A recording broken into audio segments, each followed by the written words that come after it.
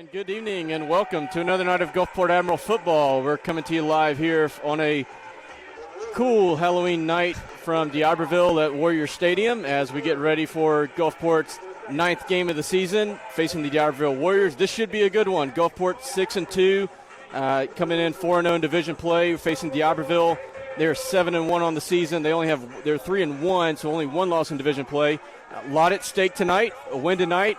If you're not aware, Gulfport will clinch first place in the region for the first time in 6 years.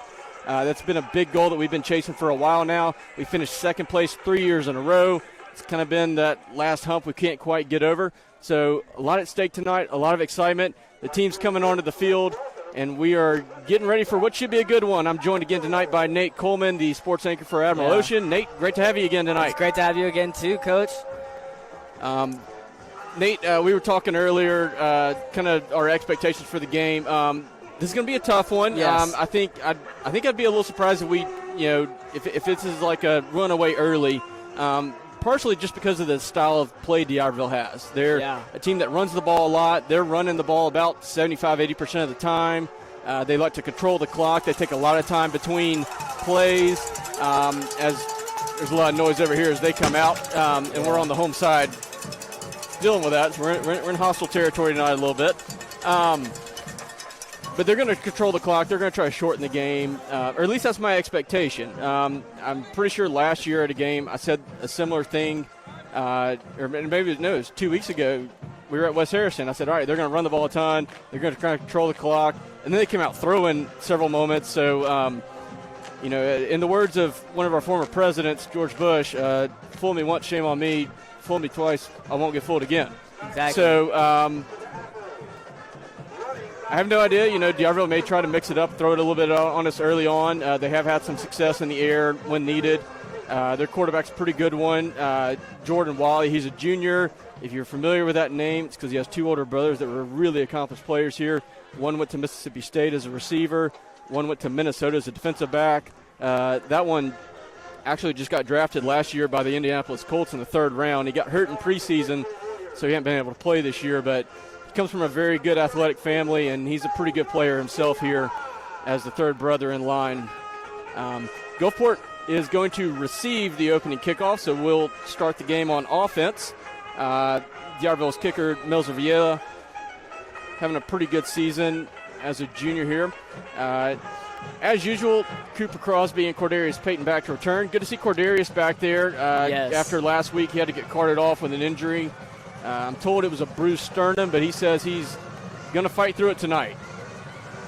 Yeah, that might not be a great option, but kick is up. Jayon Pollard's going to catch it around the 30 on the little short chip. Makes the first guy miss. Picks up about 9 yards, so Gulfport will start their opening possession tonight. Decent field position on their own 39. D'Iberville's defense been pretty solid this year, not giving up a ton. One thing about it, they're always kind of a fast team. They always have a lot of speed, and they always tend to be pretty hard hitting. They may not be the biggest, but they like to play fast and hit pretty hard. They're only giving up about 15 points a game on defense, which is about the same as our defense, which we feel like our defense is pretty good. So they're having a pretty solid season themselves.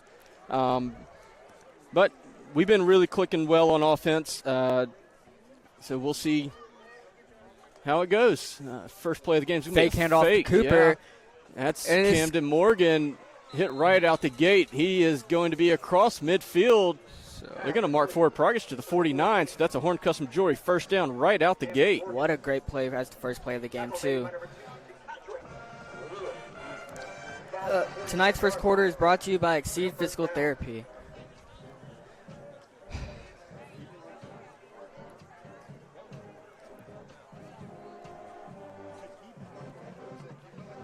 Now, Cooper's going to get his first touch of the night, and he's going to have a good one to get us started. It's about 7 on the carry. He'll be down around the 42.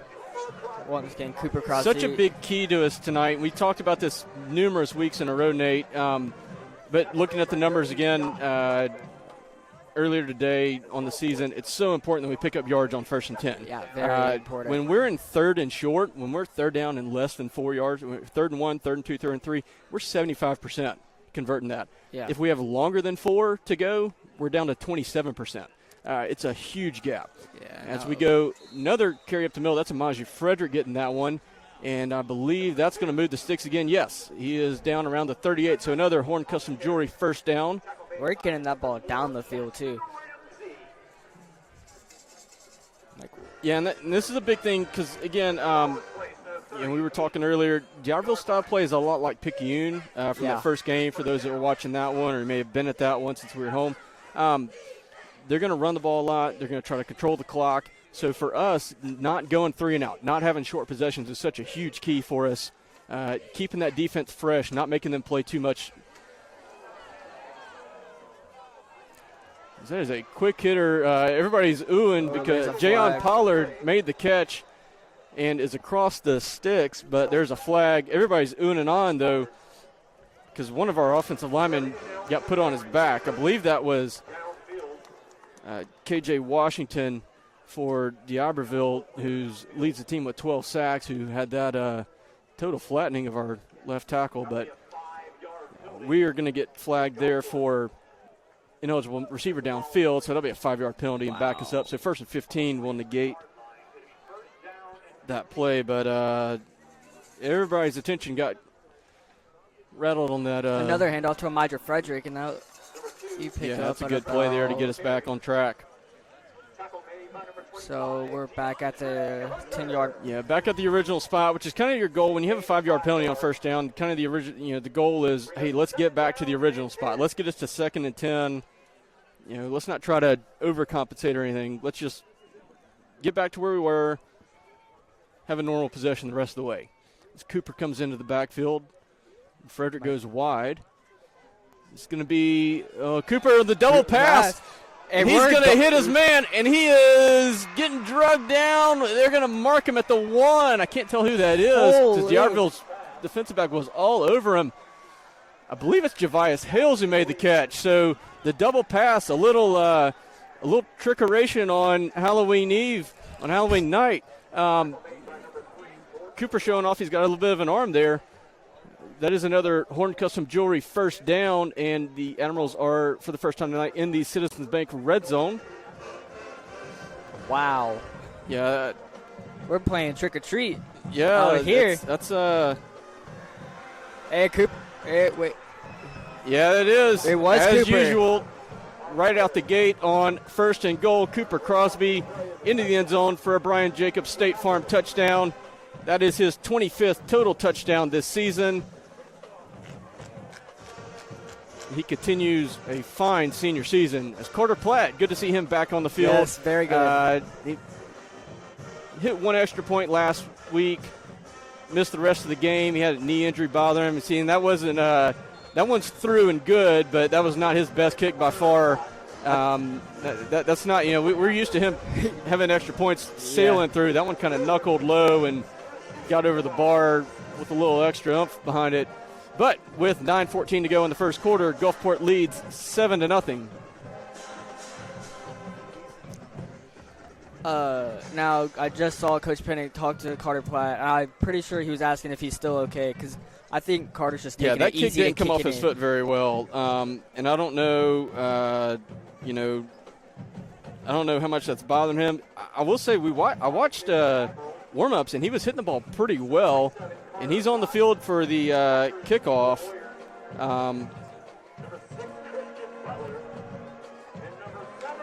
But, yeah, as we said last week, he hit the first extra point. It didn't look real clean. Shaw Killebrew came in, knocked through the next 4. Carter had a knee brace on after. Looked like he was, a little ginger walking around. His warm-ups look fine. Well, I'm interested in seeing what he looks like on this kickoff here. It's a Divine Dentistry kickoff. Well, he hit that one pretty well. It's going to be caught around the 5. D'Iberville's return man is going to get to around the 27, so that's where we'll get our first look at the Warrior offense and the Admiral defense. There's a Amaji Frederick on the tackle.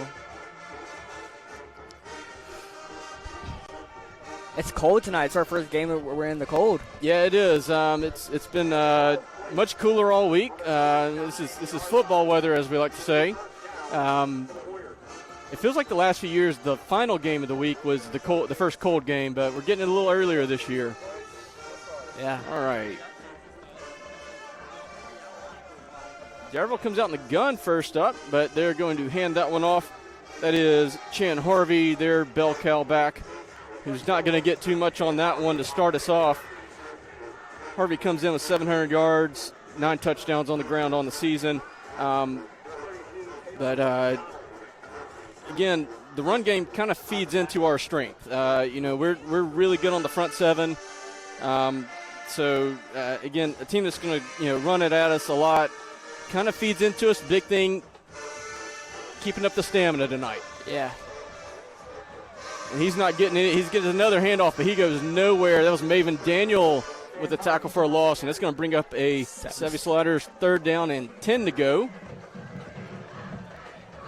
Dang, the band already busted out the ocean. Yes, it's holy. Early on that one. For those who aren't aware of what Nate's referencing, if you go view videos from past pep rallies, you'll get an idea of what the ocean song is about. It's kind of like the school's thing. Recent development, the one we like a lot, as Wally scrambles, there's going to be a flag in the backfield, and that's a late flag on DeAndre Williams. I think they're going to call him for a late hit. He barely shoulder checked Wally. So 2 flags on the play. The first one's probably going to be holding on D'Iberville, if I had to guess. It looks like they're going to call a late flag, a late hit out of bounds on DeAndre Williams. Even though Wally didn't go down, he just kind of bumped him. Yeah, the PA guy just said the first call was holding on D'Iberville. Yeah.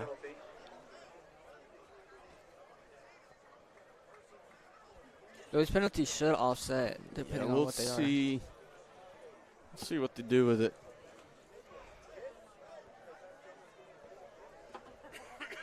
Because typically penalties for both sides. That last flag was a little frustrated with that one. That was, thought that was pretty late. Or pretty weak, I should say. I mean, DeAndre, it's not like he really crushed him or anything. It was, just kind of bumped him.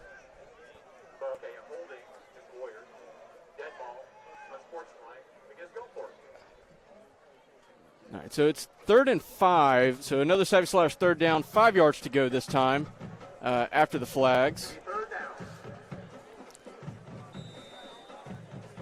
So D'Iberville will get, I guess, a net gain of 5 yards after they went back 10. We gave them 15 there. So the ball's on the 34.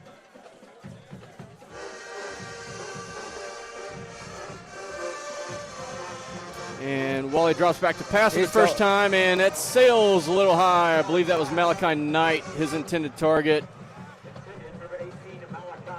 But the first 3rd down play, the Admirals face is a stop. That's been such a great point for us this year. We're really good on 3rd downs, especially 3rd and long when we force teams into passing situations. Yeah. We actually slipped up a little bit against Biloxi, allowed 5 conversions. We had that streak the Pascagoula Ocean Springs St. Martin games. We had 25 consecutive 3rd down stops, which is, I think, rather incredible. I didn't even notice that. But the defense is only allowing 28% conversions as is. All right, here we go. Back what to a low punt. Oh, it's a low punt. A little wobbler there. Cordarius is going to pick it up, makes the first guy miss. He's got some room to go as he tries to get to the outside, across the 30, across the 40, and he steps out of bounds. That's a good about 12, 13-yard return there for Cordarius. So the Admirals will get their next possession right around where they started the first one with 7:39 to go. Tonight's game is brought to you in part by Harborview Oral and Facial Surgery Center, located at 1301 25th Avenue, Suite 3 in Gulfport. Whether you need dental implants, bone grafting, wisdom teeth removal, cosmetic work, or other procedures, Dr. Jason Rossetti and his staff have you covered. Their cutting-edge technology and personalized recovery plans help you heal right the first time so you can get back to smiling with confidence. Contact them at 228-867-0121. Their office hours are Monday through Thursday from 8 a.m. to 4:30 p.m. and Fridays from 8 a.m. to 12:30 p.m. All right, Admirals are going to motion Crosby into the backfield on this first play of the series. Fakes the handoff to him, and Camden Morgan catches that, and he is going to get wrapped up just short of midfield, but a good, healthy pickup on first down. It's going to leave us about 3 to go there. We're definitely making the RPO a point of emphasis tonight. That's I think the second or third time we've seen it already now. We got called back on the 1 for ineligible man downfield, but definitely something we think we can have some success with tonight. So they're going to mark him at the 49, 2nd and 2.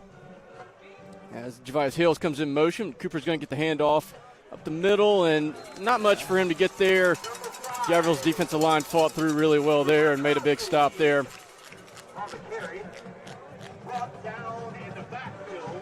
So it'll bring up 3rd and 2 after the lack of any gain there. Again, Nate, like you said, 3rd and 2, that's a situation we've been okay with. We've been able to handle it. It's the 3rd and longs are the ones that really kill us, that we've struggled so much with. So 3rd and 2 as Camden Morgan motions now towards the middle of the formation. Everybody's in tight for the most part here. Cooper gets another handoff to the left side. He shoots through there. No waiting for those blocks on this one. Dentistry. Horn Custom Jewelry first now. Yeah, as you he didn't wait on any blocks there. That wasn't a sit back, patient, let a hole develop. He got the ball and he shot through right away. Didn't give D'Iberville any time to get into the backfield to move the sticks again there. Good pick up there. Good third down conversion to keep this drive going because, again, if nothing else, it's going to buy more time for our defense. Exactly. And what could end up being a bit of a difficult game later. And that was Camden Morgan in motion. And it's that pass, almost completed to Camden Morgan. Yeah, that ball was batted down by Jordan Wally, also D'Iberville's quarterback, playing a little bit both ways. But as we said, he's probably their best all-around athlete. He's got a brother that's an NFL defensive back, so he's able to do it all. That was a really good play by him jumping that route there. So 2nd and 10. And I think that's going to probably, I want to say haunt us, but it's definitely going to be in our minds. We're going to think a little bit about throwing his direction going forward. Cooper tried to get outside. D'Iberville had good pursuit right there. Couldn't quite get much there. So that'll set up a 3rd and long. Actually, there's going to be a loss of a yard on the mark there, so looks like they're spotting that around the 46, so actually 3rd and 12. Wow. All right, so interesting setup here. All right, we got a bunch set up. We got Tajon Burks is the guy furthest off the line. Timeout. Is that us? Yeah, it's us. All right. Once again, during this timeout, we'd like to remind you to take a timeout with Revive and Thrive, located at 1073 Acadian Drive in Gulfport. Come enjoy their saunas, cold plunges, contrast therapy, and rejuvenating salt room, or even shut out the world in their sensory deprivation float suite. With state-of-the-art equipment and over a decade of combined experience in the field, these Gulfport High alumni are ready to tailor your services to empower you to thrive. So whether you're getting ready for your next big event or just wanting to feel rejuvenated in your daily life, contact Revive and Thrive to book an appointment or ask about membership options today. All right, so again, Admirals use their first timeout, trying to get things right. Again, Nate, we were talking, it is cool out. It's phenomenal weather. And this is a great atmosphere for a high school football game tonight. It's a packed house here in D'Iberville. They definitely, it's Halloween. There's a lot of other stuff going on, a lot of trick-or-treat and other things, Halloween parties going on. A lot of people in D'Iberville here at this stadium tonight. Great atmosphere. It's packed around us. We have a pretty good crowd on our side looking across the field. So even for everybody knows there's Halloween. big stakes tonight. Everybody knows there's big stakes. Two of the best teams on the coast going at each other tonight. We're expecting a good game. In the history of our series with D'Iberville, which we haven't played them a ton despite being in the same county because for so long we were in different classifications, we've played them 17 times. 10 of those were single-digit margin of victory games between the sides. As Parker's scrambling around on this 3rd and long and sails that one high, but it is caught. Javius Hales stretching his body as high as he can go. Wow. Brought down around the 28-yard line. That's a Horn Custom Jewelry first down. That's an incredible catch from Javius. That was a very incredible catch. And, one thing about it, it's good to see that, he's kind of fallen out of favor a little bit. I don't want to say he's been benched by any means. He's played some, but over the last few weeks, he's kind of slid down to pecking order at the receiver spot. So to see him make a big play there is awesome. Maybe he can get going these last few games as we head towards the playoffs. Tough run from Cooper, going to pick up about 2 or 3 there. But like I was saying, Javius started out the year as the number 1 receiver, got a lot of plays early on, had some mistakes, had some frustrations, some drops, things like that. Kind of lost some of that playing time. Camden Morgan kind of emerged as the 1. Mylan Stubbs is the 2, but Mylan's out tonight with an injury stemming from last week. And then Jayon Potter's kind of being the 3, so good to see Javius make a big play like that. Maybe he can get some confidence and get going in the right direction. Swing pass out to Cooper's going to pick up a few, but we're looking at a 3rd and medium here still. Which, again, is one of our weaknesses, but... Yeah, well, we just converted a pretty tough one there, so we'll see. A lot of those failed conversions that bring that percentage down were early in the year. We have gotten better as the passing game has started to develop more as the season goes on. So ball's about the 23, so we got 6 to go. I just saw Major Frederick and Javius Hill swap places, so... We're going to run this, and Cooper's got a really good hole, and he makes that guy miss on the edge. And they're going to mark him down right at the 10. I think that was Wally who missed him on the edge, actually, as Cooper spun away, but he is brought down at the 10. That's another Horn Custom Jewelry first down. Phenomenal run on 3rd and 6 from Cooper. And the Admirals are back in the Citizens Bank red zone as well. Admiral offense been really good in the red zone. They were 88% scoring coming into tonight, 1 for 1 already. Sticks are down, so it's 1st and goal. Another handoff to Cooper, but they just read that like a book. Yeah, and that's the plays like that are going to happen. Again, D'Iberville's really good up front on defense. Caleb Triplett, the guy that made that tackle, he's a really phenomenal player, had numerous college offers. He's a menace out there. He's a big part of why they're 7-1. This seems pretty good that we're playing tonight. It's going to be a tough game in every sense, I think. Yeah, well, they might have them, but we have a Cooper Crosby, so... We do. And that play's not going to end up happening. It's going to be an offsides on D'Iberville. So that'll help out a little bit.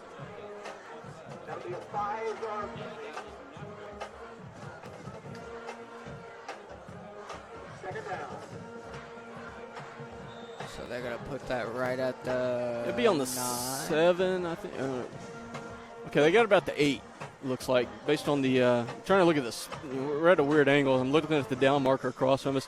Amaji Frederick gets that one to the right side, and he's going to pick up about 2. Looks like the side judge on our side's got him at the 6. So that'll bring up a 3rd and goal.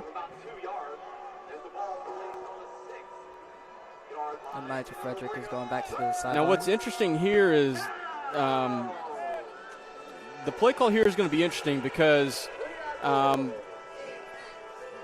as we mentioned, Carter's PAT didn't look normal. Maybe he just slipped up or something, mishit it. But I'm wondering if that's going to factor into our play call here, if maybe we're in 4-down territory. Cooper was in motion. Parker rolls out. Cooper Crosby in the edge, and he spins off the tackler. He's in the end zone. Another Brian Jacobs State Farm touchdown. Cooper Crosby finds the end zone for the 26th time on the season. And that is another significant number for him. That is his 50th touchdown in his 3 years of playing high school football for Gulfport. Wow. What a number there. 50 touchdowns, all-purpose touchdowns. I believe this is his 27th game he's played. He missed 4 games his sophomore year with a knee injury, so he didn't come in until later in the year.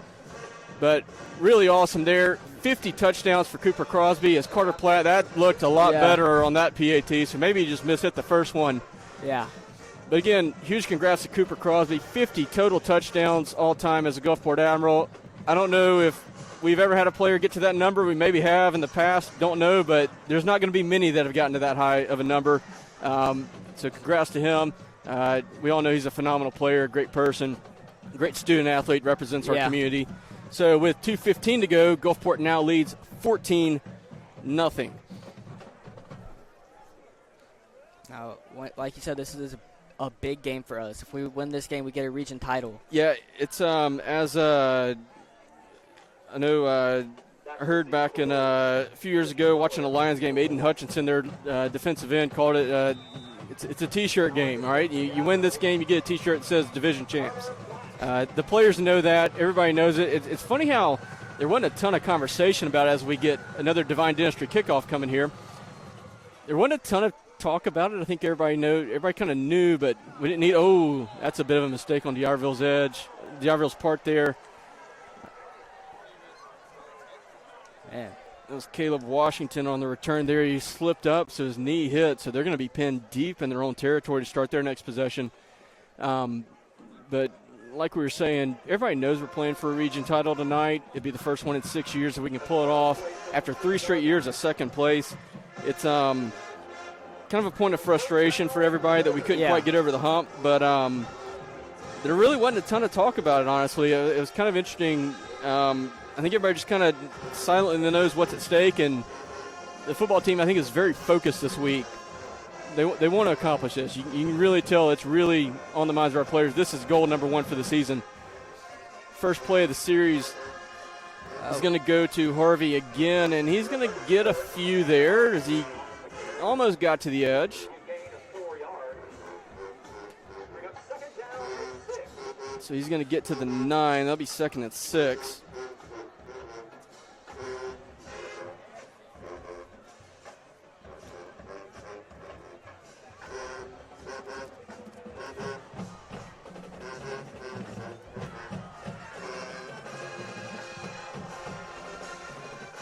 Minute and a half to go in this opening quarter. Wally drops back looking to pass. Now he's looking to run.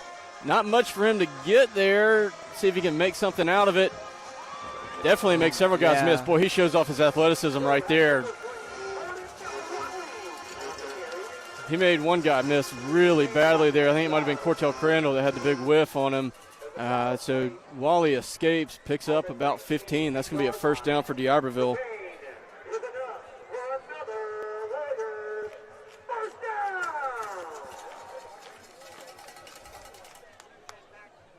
That's a really impressive run from him. Again, we know he's a good athlete. He showed it right there. Yeah. This one's going to be a toss outside. I believe that's Caleb Washington who got it. And not much there. Cordarius Payton on the tackle. Good to see him getting in there. He told me this morning he was going to do everything tonight. Yeah.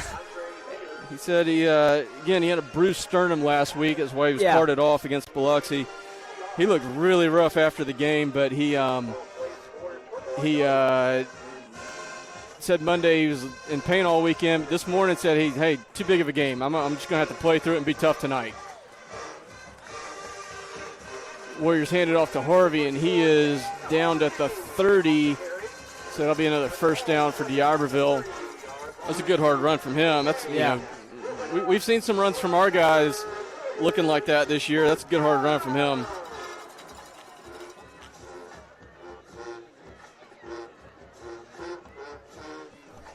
Clock's still going. We have 33 seconds left on the clock as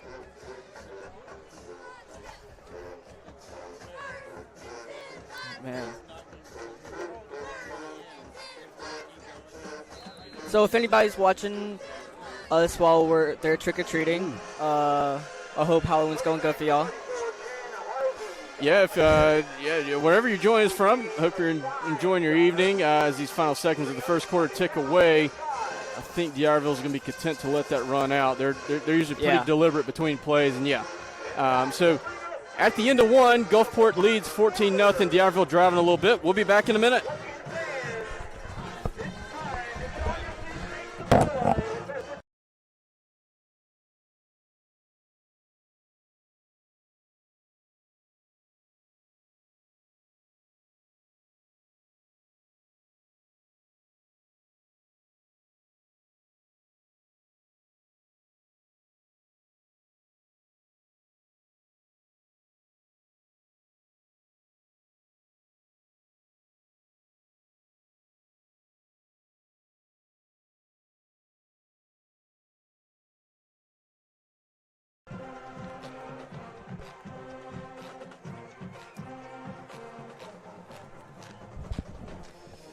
All right, and we are back getting ready for the second quarter. Again, Gulfport leads 14-0. Had a really solid opening period here. Gulfport's 121 yards of offense. D'Iberville just 30.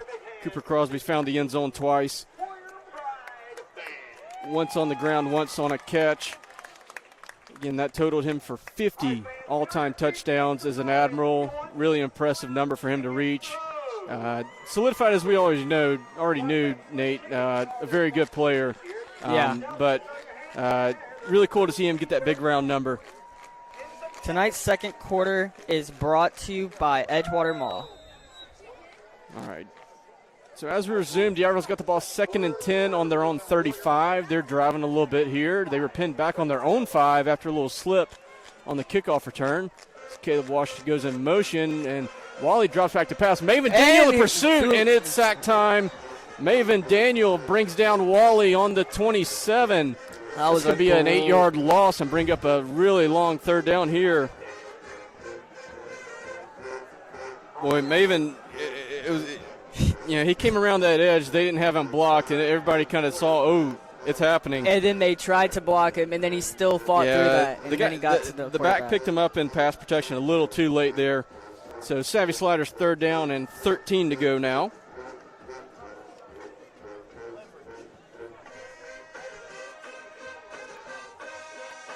Wally drops and rolls to his left, pursued hard by Jasavian Causio. They were being a little cautious on the pursuit. And he's going to go. Maven Daniel took a big backside block, blindside block there, I meant. So 4th and long. Yeah, that ball's going to fall harmlessly incomplete. Maven Daniel, who had the sack, he got hit with the blindside block in pursuit as Wally reversed field there. Yeah. But as we said, ball falls harmlessly incomplete, so it'll be a second straight third down stop for the Admirals. And Cordarius Payton back to return this punt from Mills of Yale.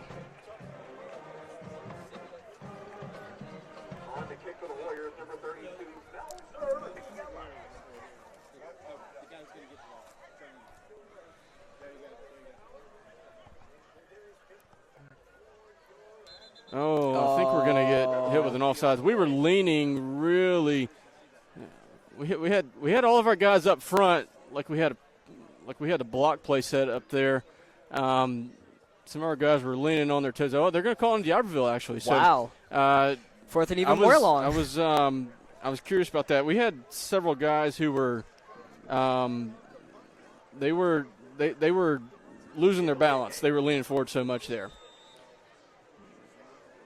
I think I did see a flinch on D'Iberville's side, though. Okay. So, same thing. Viella back to punt. Oh, almost blocked. It might have got touched. That was Tyrell Seals who was shooting through. Maybe he did get a little something on that. Ball came out kind of odd, and it had a lot of side spin on it. So, Tyrell might have gotten a finger on it. It wasn't a clean block, but he might have deflected it because that ball is going to roll out on the plus 32 for Gulfport. A really good field position. Gulfport football's Big Men in the Trenches are sponsored by Gulfside Periodontics of Gulfport. When it comes to strong teams, you know the foundation matters. And when it comes to your smile, Gulfside Periodontics is the MVP. From advanced dental implants and laser gum therapy to expert periodontal care, their team is trusted by families across the Mississippi Gulf Coast. Located at 423 Security Square in Gulfport, Gulfside Periodontics uses cutting-edge technology to treat gum disease, restore your smile, and keep your oral health in championship form. No pain, no pressure, just precision care. Contact Thomas Carter and his staff at Gulfside Periodontics today. Visit them at gulfsideperio.com or give them a call at 228-205-4853. All right, first play out the gate. Another big run from Cooper Crosby. He gets pushed out of bounds at the 8. That's a Horn Custom Jewelry first down for Gulfport. And another trip to the Citizens Bank red zone. 2 for 2 tonight for the Admirals. First and goal from the 8 coming up here.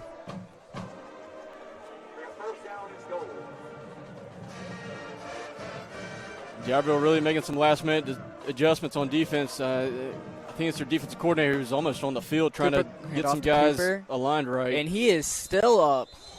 Wow. Yeah, it was triplet in. Again, D'Iberville star linebacker in making that tackle, but he had to earn it, as Cooper generally makes guys do. Might have lost a yard there, actually. It's not easy. But, It is not, but I will say that's about as good of a job as anybody's done. Yeah. Getting him one-on-one right there. So 2nd and goal from the 9 as Gwynn and Peters, both tight ends, go in motion. Cooper's going to run to that side, and he'll be brought down around the 5. Did the ball come out? I think the ball might have come out. No, the far official is signaling down. The far official, the side judge on the side away from us was pointing down. He was pointing down the whole way. Although D'Iberville thinks they have the ball. So we're getting a bit of a meeting of the minds of the officials here.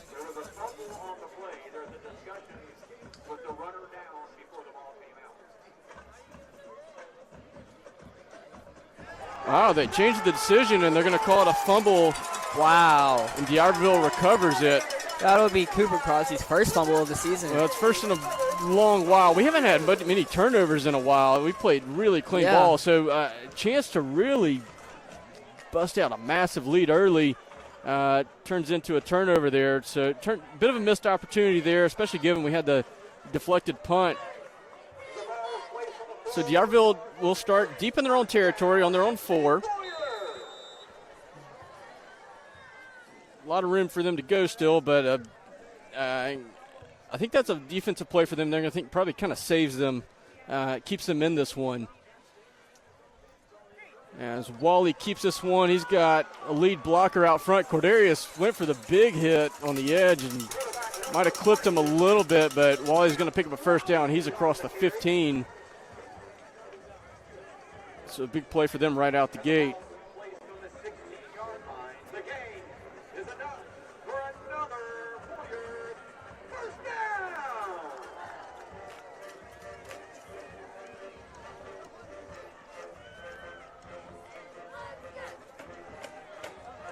Wally's scrambling to his left there, stumbled a little bit as Trey Peters in pursuit, and Javon Anderson gets him, and the ball's down. Oh, they're going to say he's down.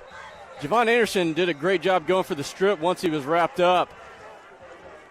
He wanted to walk that into it like he had a touchdown, but they're going to rule him down anyways. So Anderson and Peters on the tackle, preventing anything from turning into that scramble. That's going to be a loss of about 2, so that'll be 2nd and 12 now. Now, when I was in your third block, I was talking to Lucas. Mm-hmm.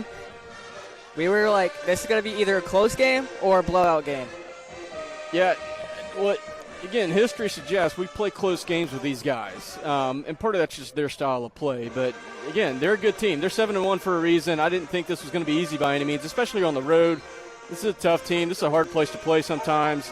They have a really good crowd, a lot of spirit over here. So I by no means expected this in any sense to be easy. We got to be ready to play our full game here tonight. This is the toughest opponent we've played in a month, for sure. And on top of that, our crowd has gotten bigger in size. All right, we got a Savvy Sliders 3rd down and 10. D'Iberville 0 for 2 on their first 2 third down attempts. Wally going to take this one. That's kind of a designed run all the way. Interesting call there, but I think he's got it.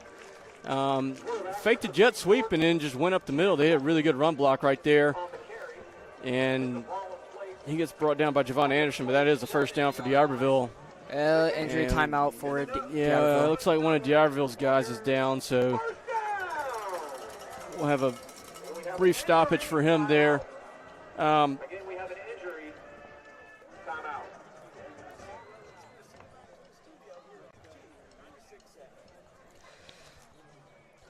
You can keep up with all things related to Gulfport Admirals Athletics by following the Gulfport Athletic Department on Facebook and Instagram. You can also find each individual team's pages on major social media platforms for game day posts, schedule announcements, scores, and more. Hey, one of those athletic department updates wanted to share. We had some end-of-season volleyball honors came through this week, so congratulations to Sydney Allen, Lucy McHugh, and Lily Trosclair, seniors who were all named to the All-Region team. And also congratulations to junior volleyball player Kyla Fox. She's been named to the South team for the North-South All-Star game, which will be played in July of next year. So congrats to those 4 young ladies, great student athletes. represent our school very well. They had a really good season. So good to see them getting recognized for that. The injured Warrior getting helped off. Looks like it was a lower body injury there. Again, they just picked up a first down, so it'll be 1st and 10 on their own 27. We got just over 8 minutes to go in this opening half. D'Iberville's starting to have a little bit of success on the run here against us, so it'd be interesting to see kind of how this evolves over the course of the game. We've been really good for the most part in second half defenses the last 5 or 6 games. Really only the Picayune game was the one that really we kind of got beat in. That ball might be live. Javon Anderson's going to touch it. I think that's a backwards pass. It is. Our near official is pointing back. That's going to be a turnover to Gulfport. Wow. Yeah, Wally was going for the swing pass out to Jalen Johnson. It was a little out of his hands, off his fingertips. Just not really a catchable ball given the way he was running. But the near side judge, he was pointing back. He had his fist going back, and Javon Anderson fell on it right away. Good job of him not giving up on the play, going through the whistle there. So we get the turnover in return. Turnovers brought to you by Amy Olson of Owen & Company Real Estate. Wow. As the Admirals will start on the 22. Now, this is another great play by Javon Anderson because last week he saw the ball that we deflected. Oh, yeah, the blocked field goal that he ran back a really long way. 99.5 yards, I was told. Quick RPO to Camden Morgan. He spins away from one tackler. They're going to rule him down, I think, but he's brought down around the 12. That's going to be right at the marker, so I don't know if we're going to get yarded, if we're going to get the first down there or not. We'll have to see the mark.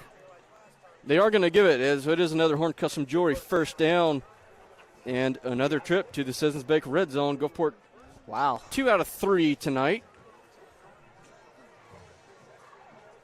7:33 to go. Big thing here, we're talking about, got to protect the ball here, though. Again, they're going to be looking for the strip. They're going to be looking for the opportunity to turn us over again. That's the one thing that can hurt us.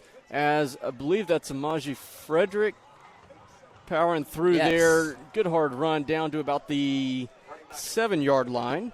So about 5 on the gain there.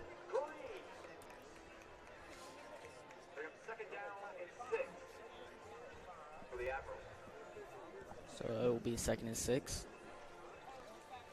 Yeah, we still can pick up a first down without getting to the end zone. Jayon Pollard in motion. Cooper's going to get the handoff to the left side, and there's really good pursuit from D'Iberville. Boy, Cooper got hit. Yeah, very hard. Really close to being a late hit out of bounds, but they're going to let it slide. I'm fine with that. Yeah, that's a loss. I'd rather them be a little lenient on that, honestly, both ways. Cooper's going to lose a yard on that one, maybe 2 there. So that'll bring up a third down. They'll mark him at the 9.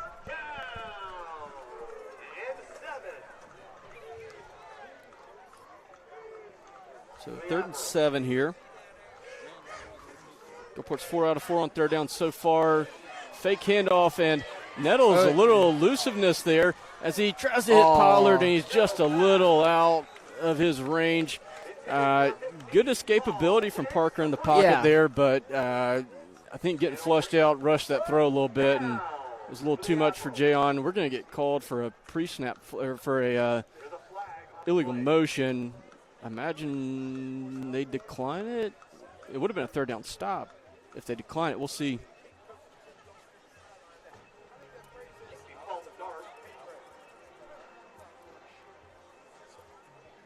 Maybe it's okay. Yeah. I see now. Head coach for D'Iberville, Josh Leonard, he did say he wanted to defer it, so or decline the penalty. So it is going to be declined. The procedure penalty on us. So it brings up a 4th down, and we will go for the field goal attempt. This will be a 27-yarder. Carter Platt's on the field for this one. Yep. Good snap, good hold. Let's see the signal, and it is good from 27 yards out. Carter Platt is good. That makes him, I believe, 6'4", on the year now. So with 6:29 in this first half remaining, Gulfport's lead is now 17-0.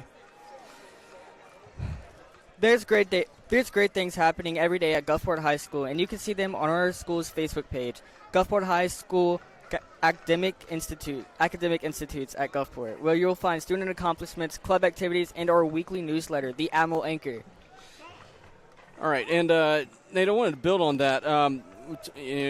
When I wrote that a year ago to talk about our school social media page and promote it, I started with that phrase, there's great things happening every day at Gulfport High School. An example of one, we have 9 seniors who are enrolled in a Waterworks Academy at Gaston Point through our partnership there, and they are preparing to take their Class 2 wastewater licensure exam coming up soon. If they are able to pass that, that would guarantee them a career at any Class 2 waste treatment plant in the country. And we are proud that Gulfport High School is the first in the nation to pilot and offer that program through our relationship with Gaston Point and H2O Innovations. And that's just a really awesome point of pride for our school and should be a big point of pride in our community. And we all wish the best of those 9 guys as they prepare for that exam. Divine Dentistry kickoff from Carter Platt is returned to about the 26, so that's where D'Iberville starts their next possession.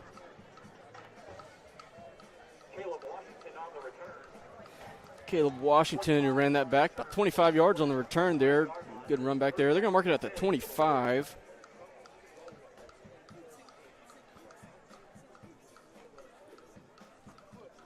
Which I think D'Iberville's going to be relieved to not be starting in the shadow of their own goal line. Their last 2 possessions started inside their own 5, so it's going to feel like they got some breathing room here.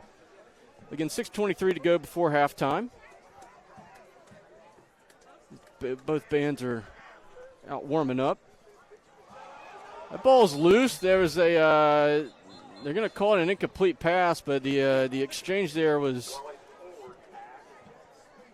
not quite in sync between Wally and Caleb Washington, so that'll fall incomplete and be a 2nd down and 10.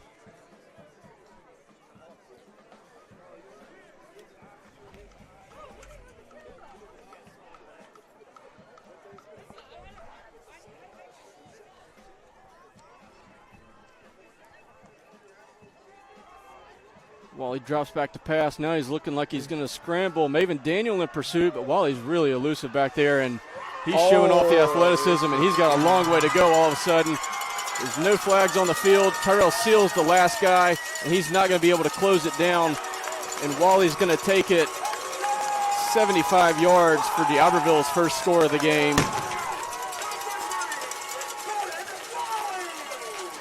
He's showing off his abilities a little bit some of these scramble plays.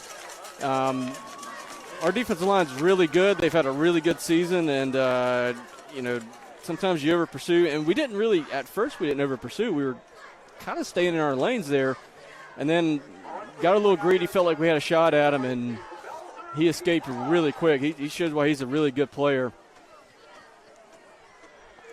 Mills of Vieja 24-25 on PATs this year. So every bit as solid as our kickers, and that one looks good. So 6:01 to go, right at halfway through this second quarter. D'Iberville cuts the lead 17-7.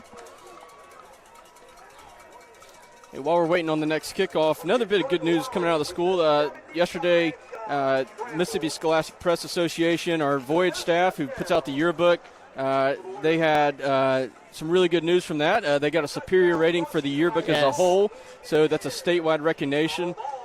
Several years in a row we've gotten that, so congrats to the whole staff. Congrats to Ms. Katie White, the yearbook sponsor, who does a phenomenal job. Also, we had several staff members, Maya Golden, Marion Allison, Virginia Ann Wolford, Miriam Osderden, and Sadie Huffman, and alumni Berkeley Clark and Sophia Swanger were all recognized on an individual level for their contributions to the Voyage.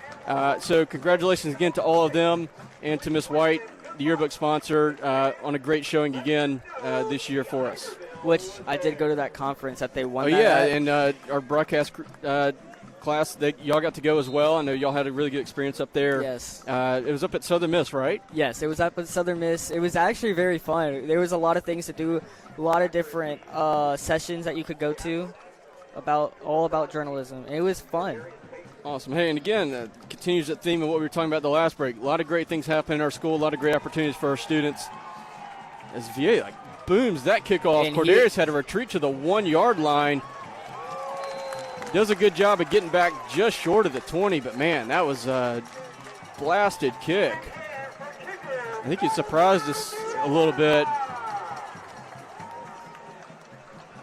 And there's no wind. I mean, the flag is straight down. So no wind to help him. He just got a really solid boot right there. So the Admirals will start their next possession on our own 18.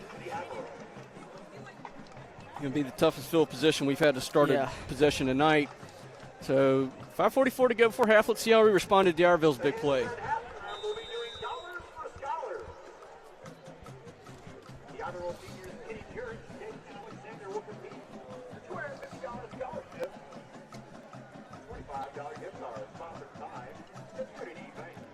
So it's a very cold night. I wonder how cold it is. Oh, Camden Morgan. Oh, it was a great pass. That's a great pass to Camden Morgan. Past midfield, down at the 49. Man, Parker hit him in stride on the post right around the 40, and he just took off. He's going to be across midfield. That's a Horn Custom Jewelry first down. What a play to get this possession started. But Camden, man, he's been, we have a lot of, we were talking about this a lot last week, Nate. Yeah. Watching the development of players over the course of the season. Some of these guys, very little experience, and then seeing them kind of blossom into really good players. And we're seeing it on both sides of the ball. Camden Morgan's one of them. He started the season as maybe the number 2 or 3 receiver, and he is, not getting a lot of opportunities, maybe, kind of an unknown quantity. I think receiver is one of our question marks. He's having a very solid season. And we're in a bit of a run-first offense because we have Cooper Crosby, and we're throwing the ball a lot less than we run it. But, man, when he needs to make a play, he's done a phenomenal job this season. Yeah. Gervais Hills comes in motion. So second and 10. Fake handoff to Cooper, and back to Camden Morgan for another Horn Custom Jewelry first down, and he's going to. That's that RPO play we keep running. Yeah. Something our coaches saw in their film, I'm guessing, this week. They felt like D'Iberville would be a little vulnerable to that RPO because we've run it about 5 times tonight so far, and it's worked on all the ones our linemen have not taken off downfield on us. It's like you said, first and 10 on the Warrior 36 now, as we got about 5 to go before halftime. Another fake handoff to Cooper, and he's going deep. That's for Hales. And he's caught it. Wow. Another Brian Jacobs State Farm touchdown. Holy. A 36-yard bomb from Parker Nettles to Gervais Hales. And Gulfport has quite the response to that Warrior score. Wow. Boy, that's a play that we didn't have the first 3 weeks of the season. Yeah. We talked about our offensive struggles early, and then all of a sudden that Pascagoula game, we caught fire offensively and took off. And we've been putting up big numbers every week. That deep pass coming into play, we started connecting on that, and I think that's one of the things that really unlocked us is Carter Platt. That's a really good strike on that PAT. That's the guy that we've been seeing, the first 6 weeks of the year. That's the guy we were used to seeing there. That kick was much more in line with what we're used to from him. So it is good, and right at 5 minutes to go before halftime, Gulfport answers back. Now it's 24-7. Hey, while we're waiting for the next kickoff, an announcement for all veterans out there, or if you know a veteran who'd be interested in this, we are having a Veterans Day celebration at Gulfport High School November 11th in the morning. We're going to have breakfast at 9 a.m., speakers and entertainment afterwards, and then to follow there will be an optional school tour. So any veterans interested in joining us, please RSVP with us by November 5th. You can find information on how to register on our school's Facebook page, or you can call our Public Relations Director, Ms. Beth Wilson, during school hours at 228-897-6031. Again, that's 228-897-6031. That's a phenomenal event we've had for several years in a row now, bringing in veterans. So if you are a veteran, or if you know a veteran who'd be interested in that, be sure to sign up with us by Wednesday of next week. We'd love to have a big show in there. as this Divine Dentistry kickoff gets blasted. That's going to be a touchback. Good job. Carter hadn't had one of those in a while, it feels like. Yeah. I think his leg's feeling a little better now. He seems to have worked out whatever's bothering him maybe on that first extra point because he blasted that one. So D'Iberville will start their next possession on their own 20.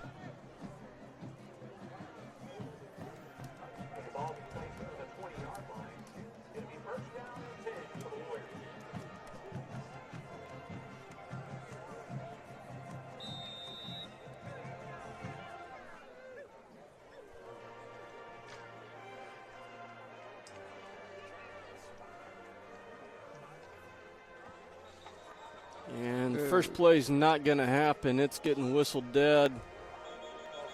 Trey Peters is celebrating in the middle of the field. So he seems to think it's on D'Iberville. We'll see. Well, no, the near guy says he's got his hands on his hips like he's signaling offside. So we're having a bit of a meeting of the minds between the white hat and the umpire. And they are going to call this one on D'Iberville. So first and 10 will become first and 15 on their own 15.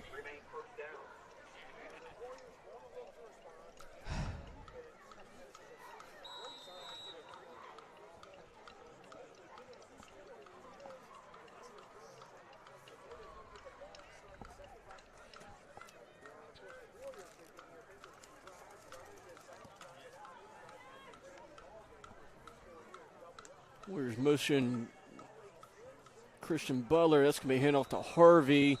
He's going to get maybe a yard and a half there, but right into the teeth of that Admiral front seven. They limit much of a gain there. It's a play we've seen 1,000 times this year, it feels like. Teams just run right, run between the tackles. We've been pretty good at stopping that all year. Really only had one or two games where we got softened up a little bit and that beat us. So second and 13. And it's going to be another handoff to Harvey and another 1 yard pickup maybe there. So it'll bring up a Savvy Sliders 3rd and 11. Again, good job by the defensive line holding tight there. So they're going to mark this on the 19. Big thing here, Nate. Don't let Wally beat us with his legs. He's done it a few times now. Let's try to keep him in the pocket, try to keep him contained, try not to let him run around all circles on us as he drops back. They're going to go for the screen to Harvey here, and he's got a really good setup. It's a missed tackle from DeAndre Williams. He was left one-on-one on an island. It's a tough tackle to make. So D'Iberville is going to hit a really good pickup there to the 34. That'll be a first down for them. Good setup for them there. I mean, I don't think we were going to over-pursue on the pass rush there, but that's the first time we've seen them go to the screen tonight. They did a perfect job of setting that up. And then making a smaller guy with a one-on-one tackle. Odds are not in the defense's favor there. Wally looking to his left, slings that one kind of side. Almost intercepted. Cordarius Payton jumped it and, just missed it. So that's going to fall incomplete. Cordarius is a little frustrated. He looks like he thinks he should have had that one, but it is broken up, so it'll be incomplete. But he's moving around well. It's encouraging to see. I would like for him to break his streak of games involving an injury timeout for him. He has 3 in a row. I would like him to not make it 4 in a row tonight. Maybe he can continue to improve as we get to the home stretch of the year. Admiral defense really realigns after D'Iberville broke the huddle. Harvey's looking to pass. And he's got Jalen Johnson wide open down the middle seam. He's going to be drugged down. Cordarius Payton. Good hustle play from Cordarius. He's going to drag him down to they're going to mark him about the 3. But there's a late flag. And then a late flag gets thrown out there. I don't know if that's going to be. Everybody on the D'Iberville crowd wanted a horse collar tackle on that, but the official was really late getting it out. I don't know. I mean, I assume that's what the call is going to be, but I don't know why he didn't throw it immediately if that's what he's going to do. Well, That penalty will move the ball all of about a yard, given where it was thrown. D'Iberville's going to have first and goal on the 1.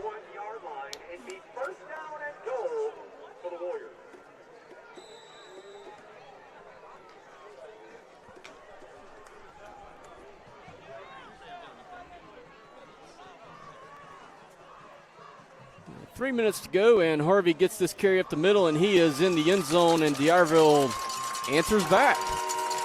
Nate, like we said, I mean, and it's not, we still got a multi-score lead here, but as we said, this wasn't going to be easy tonight.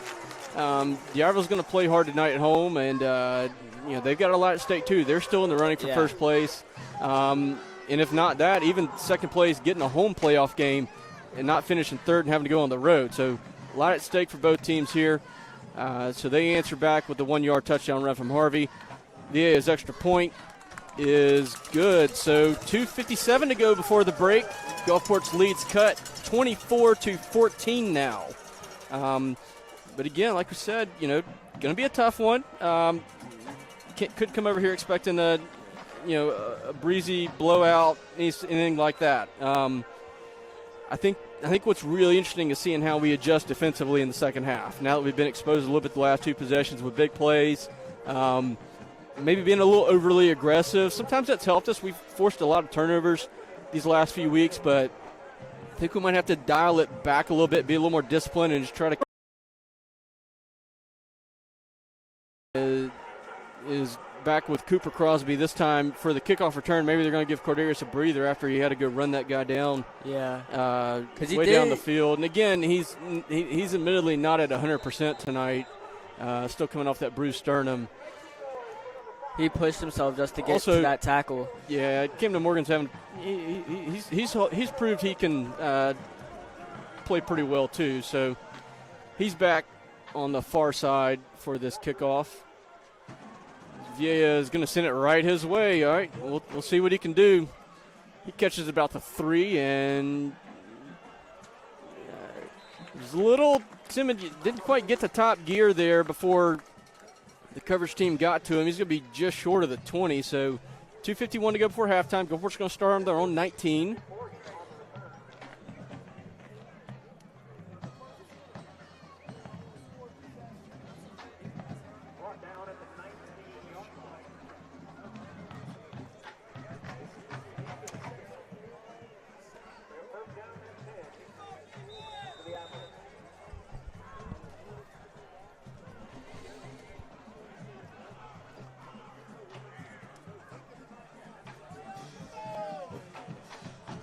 All right, Adam will start their next possession on their own 19. As Morgan comes across in motion, it's going to be handoff to Crosby, and he stutters steps, gets a hold, develops. He's going to be tackled from behind, but that's about a 9-yard pickup. Good first play to get going. What Cooper did right there, kind of stuttered, didn't really gain. They're actually going to give him a first down. That's going to be a Horn Custom Jewelry first down. So I thought he was a bit short there. But they're going to mark it. He must have just had enough to get there. But, again, he kind of stuttered there for a second, let his blocks develop. That's something the coaches talked about. Our number 2 running back, Amaji Frederick, learning to do in the course of this year. Cooper fumbled again. Cooper's across. He's fumbled again. And we're waiting to see a direction here. I guess they said Gulfport we fell back on it. So that will be another Horn Custom Jewelry first down. Scary moment there. We were, I think everybody was kind of holding their breath. Oh, goodness, another fumble. But the ball on the 40 after the 11-yard run. So first and 10 for Gulfport. From that point, there's a play fake. Parker rolling to his right. Can't quite get what he wants, so he's just going to have to throw it out of bounds. He had Jayon Pollard over there. Didn't quite have enough of a space to fit that throw in, so that one's going to fall incomplete.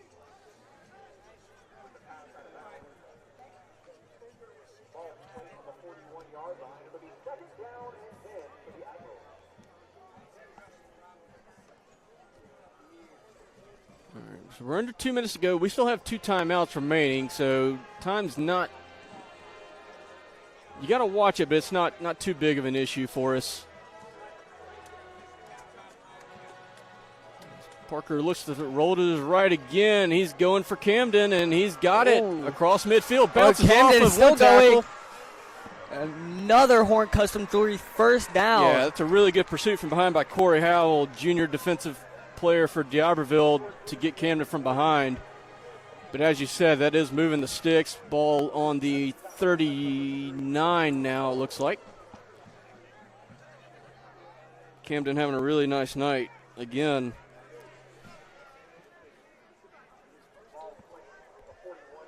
Okay, they're going to put it on the 41, so that'd be 19 on that pickup.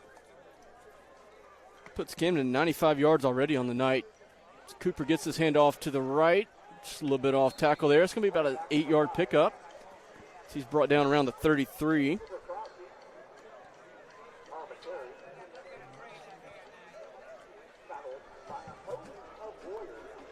.110 left on the clock.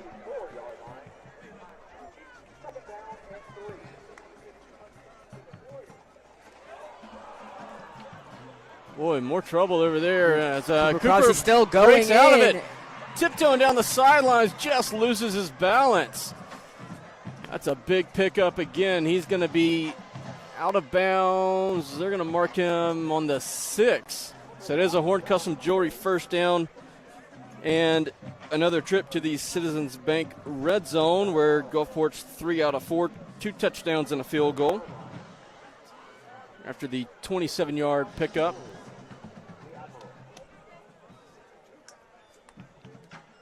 Frederick and Crosby flanking Nettles on either side.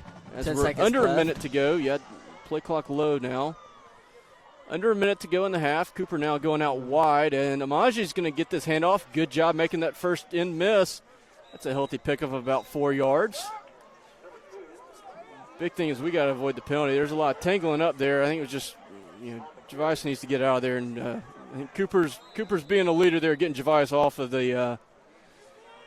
Javice was engaged with a blocker late after the play there. Good job by Cooper being the senior, being the leader, getting him out of the way. Hey, we can't afford a 15-yarder right there. All right, the penalty hurts the offense way more than the defense down in the red zone. Gulfport also going to call a timeout. 39 seconds to go. Again, timeout's brought to you by Revive and Thrive, located on Acadian Drive in Gulfport. Again, 39 seconds till halftime. The bands are getting ready, getting warmed up. Also, D'Iberville's doing a special recognition here tonight for Buddy Mills, who's a longtime number 1 fan of D'Iberville sports. So we'll have that as well. We'll talk more about that later when we come back from halftime. That's going to be really cool. There are some news stories about it. If you didn't see on WXXV, WLOX, both did stories about that. So really cool. D'Iberville's doing that here.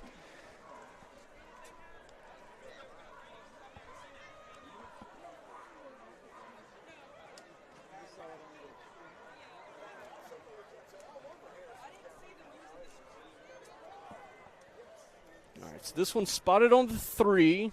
It is second down and goal to go. 39 seconds left. Gulfport's got one timeout to work with, leading 24-14 here on a beautiful, cool fall evening in D'Iberville. Admirals line up with a heavy package. D'Iberville's going to call timeout, I believe. Yeah. I think they were we had L.J. Robertson in the backfield. We had an extra lineman in off the ball. I think D'Iberville was. Hey, we need to check the personnel here. So again, timeouts brought to you by Revive and Thrive, located on Acadian Drive in Gulfport. You can follow WGTV Broadcasting on Facebook for links to live stream events and episodes of Admiral Ocean, the school's weekly news program. Today's episode features students offering their thoughts on numerous Halloween-themed topics like how old is too old to trick or treat, as well as a sports update. Brought to you by me and Nolan Bridges. Yeah, and y'all did a great job as always. Y'all had some soccer scores because their season started on Monday. So we're transitioning into the winter sports period. Still got some football to play, but the winter sports are getting started, so it's exciting to see that.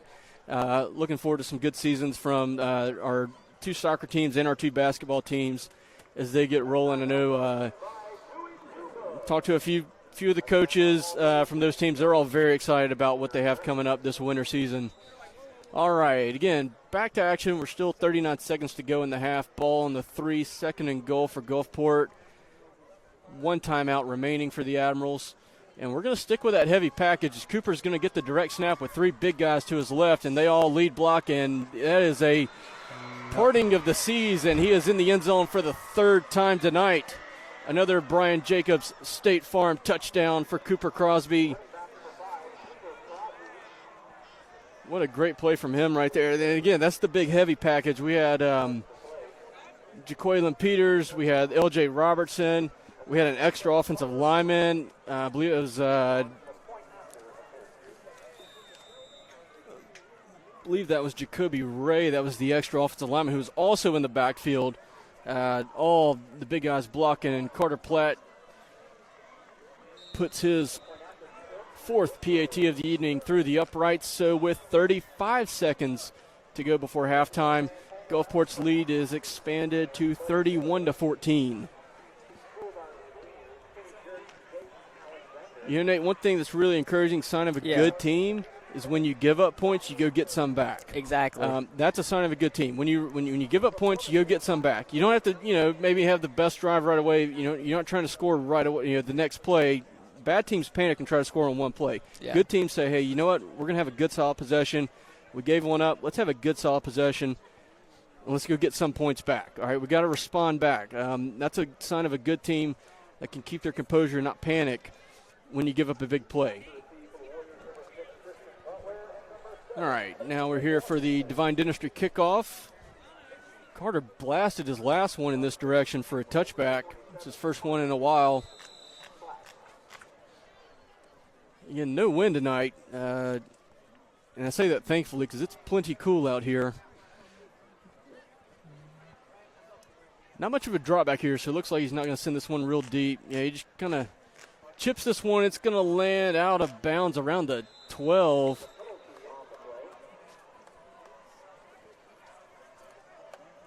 So D'Iberville will get this one on the 35.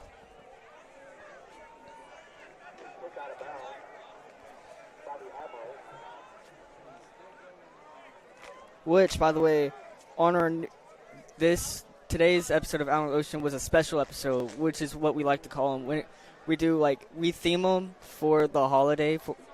Both anchors are in masks. Our two main anchors are in masks. That was unusual when it first popped up on the screen. I wasn't ready for that necessarily, but good episode as always. One of our cameramen or one of our anchors, Julian McHugh, he's wearing his Spider-Man mask still. He's still got it. Oh, yes, he's right behind me. He's still got it on. All right, Wally drops back. He's starting to scramble, and now he's back to his left.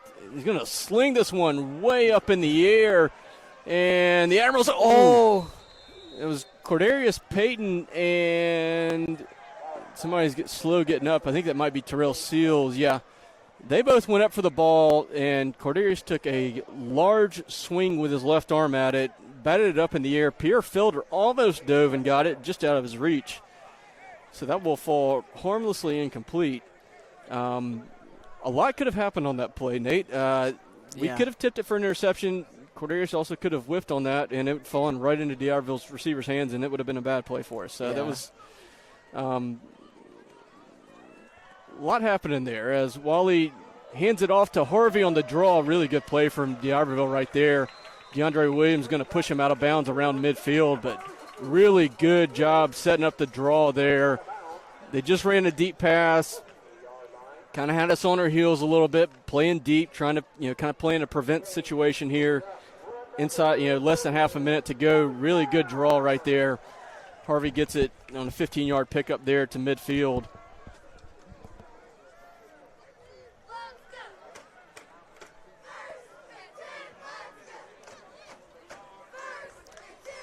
All right, 16 seconds to go. He did go out of bounds, so the clock stops.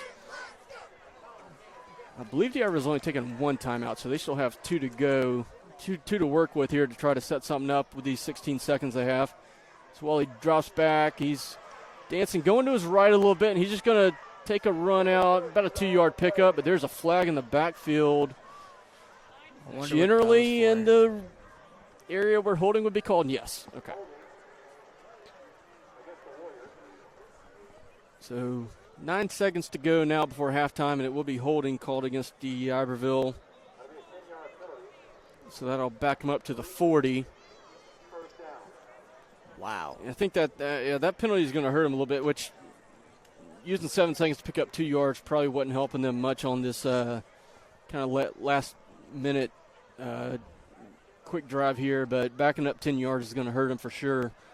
Big thing now with Gulfport, don't let anybody behind us, all right? I mean, Pierre Felder is a good he and Cannon Parker are a good 20 yards off the ball right now in the deep safety positions. They're definitely probably being told, nobody getting behind you. Terrell Seals, Jayon Pollard, the corners, they're giving the receivers 12 yards of cushion here. Wally drops back, and Javon Anderson is going to have him down for the sack. A loss of 7 yards on that sack, and that ends the half with an exclamation mark from the Admiral defense. Javon Anderson, great job right there on the pursuit, getting Wally from behind. And as we head to the break, Gulfport leads 31-14. Be sure to stick around and check out the band performances. Again, Gulfport's band's performance is titled I Want My MTV, featuring music from the 1980s, including songs like Take On Me and Video Killed the Radio Star. They've done a great job this year, so we look forward to watching that, as well as D'Iberville's band. We'll be back in a bit with after the bands with halftime stats and what should be an exciting second half. See you then. All right, welcome back. It's the last few seconds of halftime here in D'Iberville on a cool night. Nate, take away the halftime stat report. At the halftime, the score is 31-14 in favor of Gulfport. For Gulfport's offense, they have 320 total yards and 14 first downs. Quarterback Parker Nettles is 9 for 13 passing for 151 yards and 1 touchdown. On the ground, Gulfport is led by Cooper Crosby, who has 113 yards on 18 carries with 3 touchdowns. The receiving tonight has been led by Camden Morgan, who has 6 catches for 95 yards and 1 touchdown. Javius Hales has 3 catches for 91 yards and a touchdown. The Owls are 4 for 5 on third down conversions and 4 for 5 in the red zone. Kicker Carter Platt is 4 for 4 on extra points and 1 for 1 on field goals. As for D'Iberville, they have 212 total yards and 8 first downs. Passing, they are 2 for 7 for 64 yards, and they have run for 148 yards on 17 carries. They are 2 for 4 on third down conversions and 1 for 1 in the red zone. All right, thanks, Nate. Again, solid first half from the Admirals. Give a few big plays to D'Iberville's offense, but I think it's going to be interesting to see how we adjust from there. By the way, halftime started. It ran a little long, and for good reason. D'Iberville, really cool moment tonight. They honored Buddy Mills, who's #1 fan of D'Iberville Warrior Sports and has been since 1979. You may have seen some news articles in WLX, WXXV about this. They were making this Buddy Mills game night. In fact, they actually, Miss Broadus, the principal here at D'Iberville High School, said this is going to be the second to last home game of every season now. It's not just a one-off thing. The second to last home game of every season is going to be Buddy Mills night. Again, Buddy's, since 1979, a fixture at D'Iberville Sports. Guy who's rain or shine, hot or cold, he's always there, and a big part of this community. So it's really cool to see them honor him with that tonight as Carter Platt's on for the Divine Dentistry kickoff to get us started. Boots that. It stays in bounds, and ooh. What? That's a break for Gulfport. Tough one for D'Iberville. Caleb Washington fielded it, tried to keep his balance, but goes out of bounds around the Warrior 6. So tough field position to get started for them. But again, kind of finishing up that thought from the halftime. Really awesome to see them do that with Buddy. Longtime Gulfport supporters may remember Ronnie Hebert, may remember that name.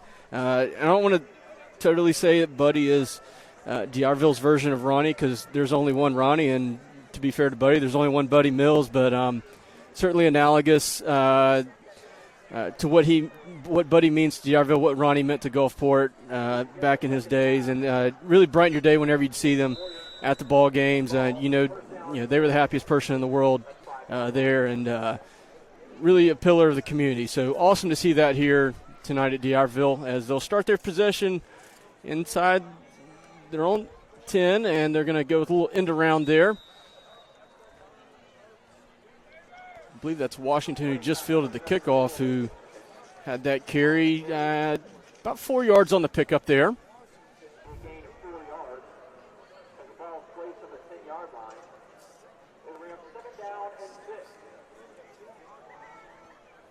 Yeah, so 2nd and 6. He gets to the 10.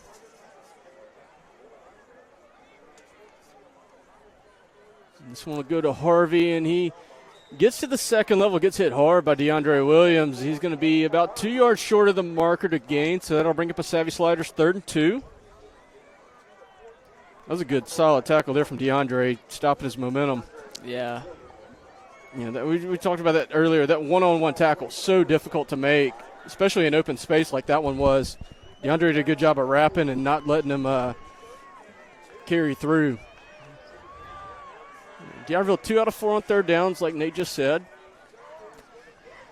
They're going to go to Harvey. He's kind of almost lined up like a fullback on that one, but that's going to be a solid pickup of about 8 yards there, so D'Iberville will pick up a 1st down.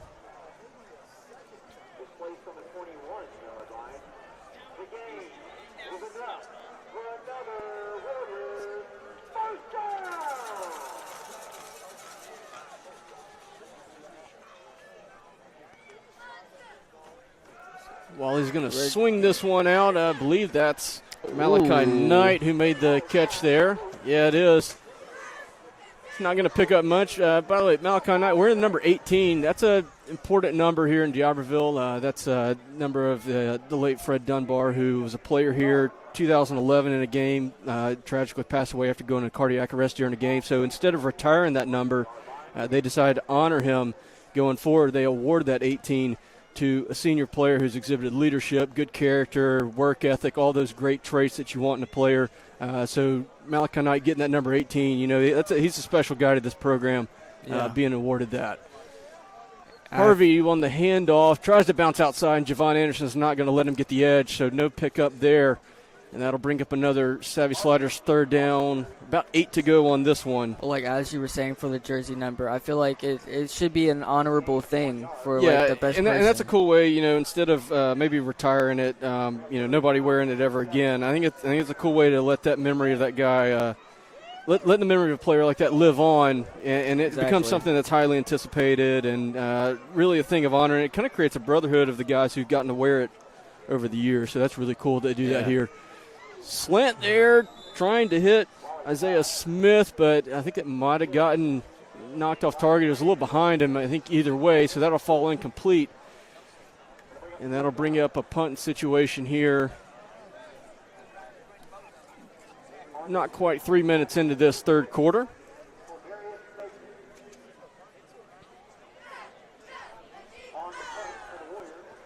Looks like Cordarius is back to return this one, so you know, we pulled him off on the kickoff, the last kickoff, so I think that was just to rest him. It wasn't anything going on. Good high kick from Vieja there, and Cordarius has no shot to get to it. It's going to roll away, and it'll be downed right by Jalen Johnson. It's a 37, it looks like, so a good solid punt from D'Iberville to get the ball moved across the field. So 9:03 to go, and Gulfport will take over there. 24. Okay. Tonight's 3rd quarter is brought to you by Gulfside Pediatronics. All right. All right.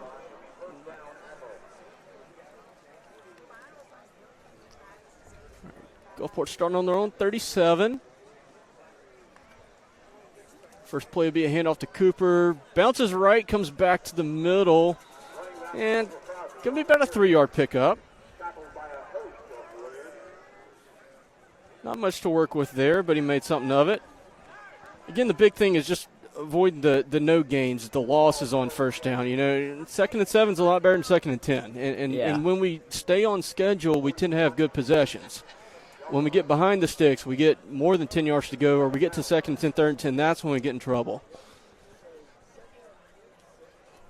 A 3-yard run on 1st down isn't all that exciting, but it can be very valuable for sure. As Nettles steps up in the pocket, he's going to run here.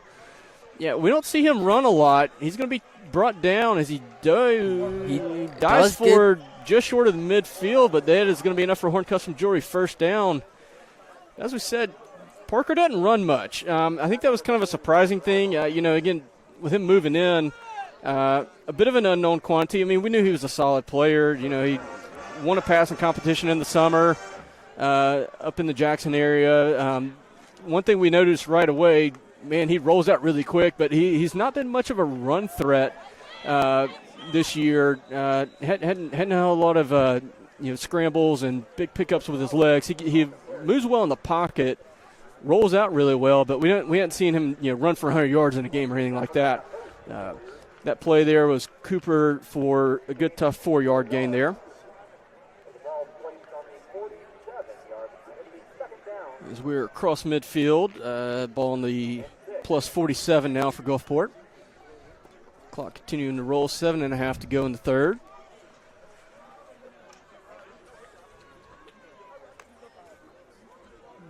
Fake and go to, I believe that's Javius Ellis. Yeah, Javius there. He's across the line to gain, so he's down around the 40 for another Horn Custom Jewelry first down. So I think that was an RPO there that Parker pulled and threw, but instead of the slant, we went to the flat that time. So interesting, we had kind of a new wrinkle there to that effect. But a good solid 7-yard pickup to move the sticks again. Camden Morgan in motion here. Cooper's going to try to stretch it out to the right side and stumbles. Just can't quite get back to the 40. They're going to mark that a loss of 1. Yeah, that was a really good job by Caleb Trippett, Yarville's star linebacker, catching Cooper by the ankle there and tripping him up.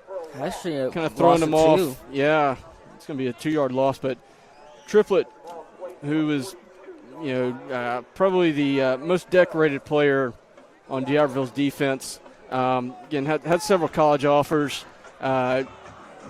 He's shown a few times tonight why he's in that category. Really good play from him, tripping up Cooper there as Parker drops back on 2nd and 12 here. Rolls to his left and fires in. Oh, just out of the reach of Camden Morgan, diving towards the sideline. So that'll fall incomplete and bring up a 3rd and 12. Not the situation we really wanted to be in. We just talked about it, the last series, it feels like.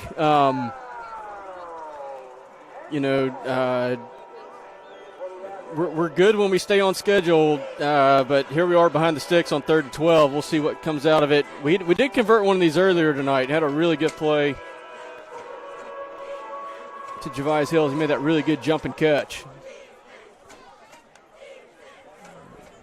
Parker steps up in the pocket, fires one, and then Javius. That's the old caught it with his chest and not with his hands, Nate. You want to you always want to catch with your hands. Yeah, you want the hands away from the body a little bit. Stop the ball with the hands. Let the hands cushion it. Have a little give there. That ball, once it hits off the pads around the chest, it's going to bounce hard. Yeah. And Javius just wasn't able to corral it in. I think he ran a decent route there. He definitely had his guy beat. We had a little space to make it work. But he just couldn't. The drop is going to bring up a punting situation. So Carter Platt back to punt. I believe this is our first punt of the night. Yeah. Carter gets it away. Spiraling kick. Might have hit it a little too far. No. Oh. Thought it had the side kick, but it did not. Just out of the reach of Truett Freeman, who was trying to run it down, so that'll go for a touchback. That was, if that ball kicked about one more degree to the side, it was going to be down inside the 5. 24-hour storage offers climate-controlled units plus secure boat and RV storage across 3 convenient coast locations, Gulfport, Biloxi, and Ocean Springs. So if you are moving, decluttering, or need a safe spot for your toys, 24-hour storage is there 24/7 with clean, secure, and affordable storage solutions. Store it smart. Store it safe. Store it with 24-hour storage.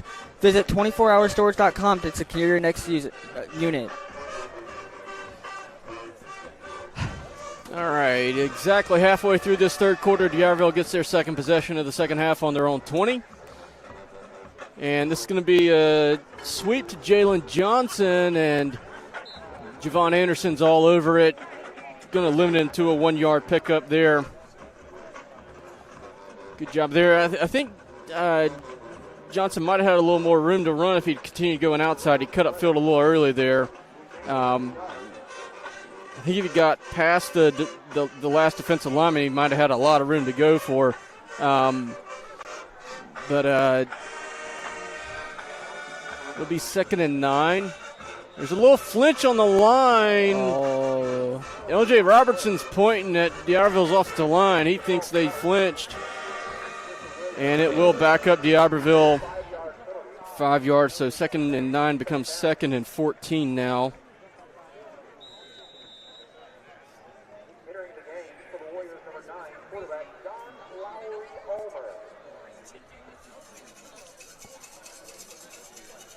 Well, so interesting development.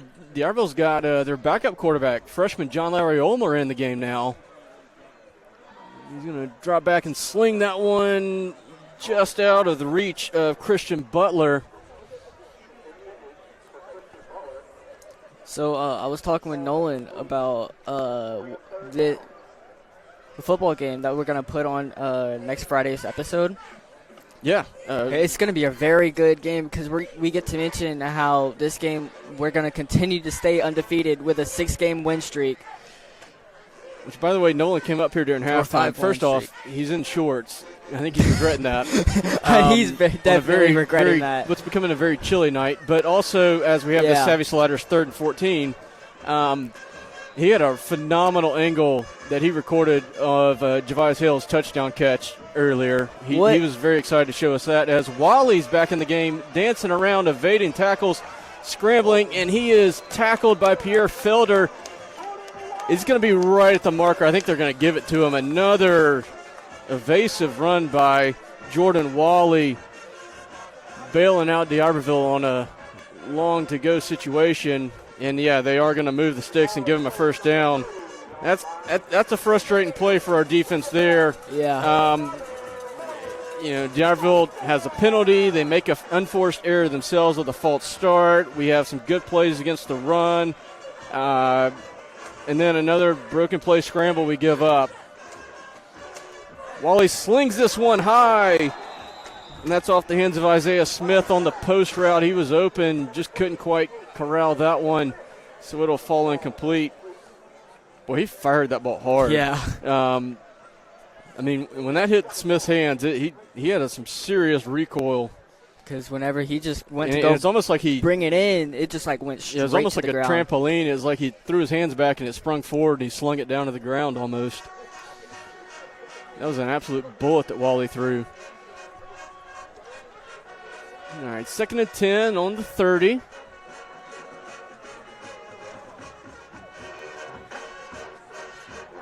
Wally drops back, sets up that screen again, and it's knocked down. Oh! Trying to see who that was. Number 52, Jordan Fernandez, got a hand on that one. Knocked that down. So that was always dangerous when you get a screen pass gets deflected. That's usually never good, but that will be a Savvy Sliders 3rd and 10. Again, got to watch for that late broken play scramble here. That's been the killers for us. Wally's dancing around back there again. LJ Robertson in pursuit. And almost a sack. Oh, my gosh, evaded 2 sacks. Jai Savian Causey almost had him tripped up. Jai Savian Causey took a swipe at Wally's ankles and just couldn't quite get enough power behind it to bring him down. Wally evades and scrambles again and picks up another first down on 3rd and long. He's across the 40 to the 41. So he picks up 11 on that one. As we approach the 4-minute mark to go, Admiral Band very loud. We can hear him loud and clear from across the field. They're blasting right above it. Hand off to Harvey to the middle and about 4 yards there.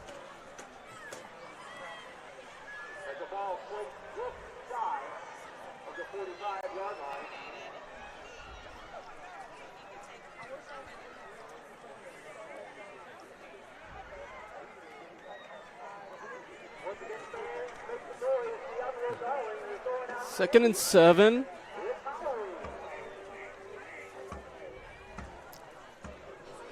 And around there to Jalen Johnson, and Trey Peters in on the tackle there, but it's going to be about a 3-yard pickup, so Savvy Sliders 3rd and short coming.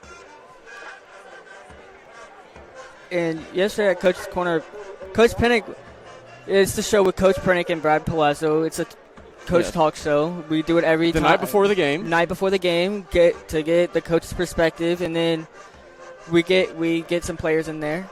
But yeah, he was saying how the players were prepared for this game, overly prepared. Oh, Cordarius Payton. That's going to be called incomplete. Cordarius Payton. Oh, that's threw the flag a minute after the play ended. It's a lot of thinking before he threw that flag.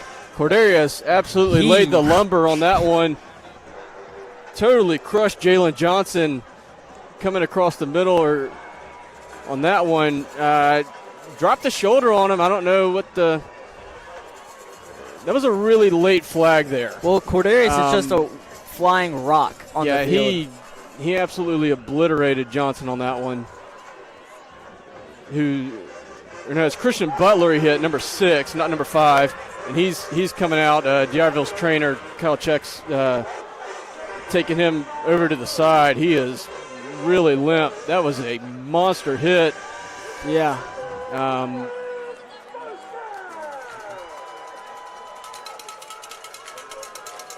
So I think they just that penalty will move it forward 15. So they'll put it on the 36.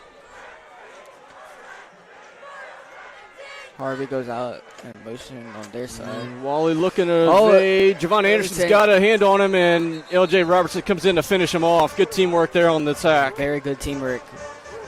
It's going to take 2 guys to bring him down. I mean, that's one thing about it is one guy sacking him, unless you catch him from behind unprepared, maybe we can get away with that. But once Wally gets dancing back there, one guy's not going to make that tackle. It's going to take 2 guys. Somebody's going to have to wrap him up, and then somebody come in to finish him off to get that to happen. One good thing about this drive, though, it is moving very slow, taking a ton of time. We have a 17-point lead. And we're looking at 2 minutes to go in the third quarter. D'Iberville's leaking a lot of time off, but this is just kind of how they play. They play a very slow style offense, and I think they're going to call a timeout. They were running out of time on the play clock there, so D'Iberville's going to call a timeout to save themselves the delay of game penalty.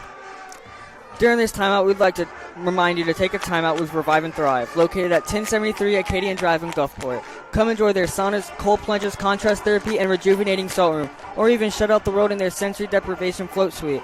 With state-of-the-art equipment and over a decade of combined experience in the field, these Gulfport High alumni are ready to tailor their services to empower you to thrive. So whether you're getting ready for your next big event or just wanting to feel rejuvenated in your daily life, contact Revive and Thrive to book an appointment or ask about membership options today.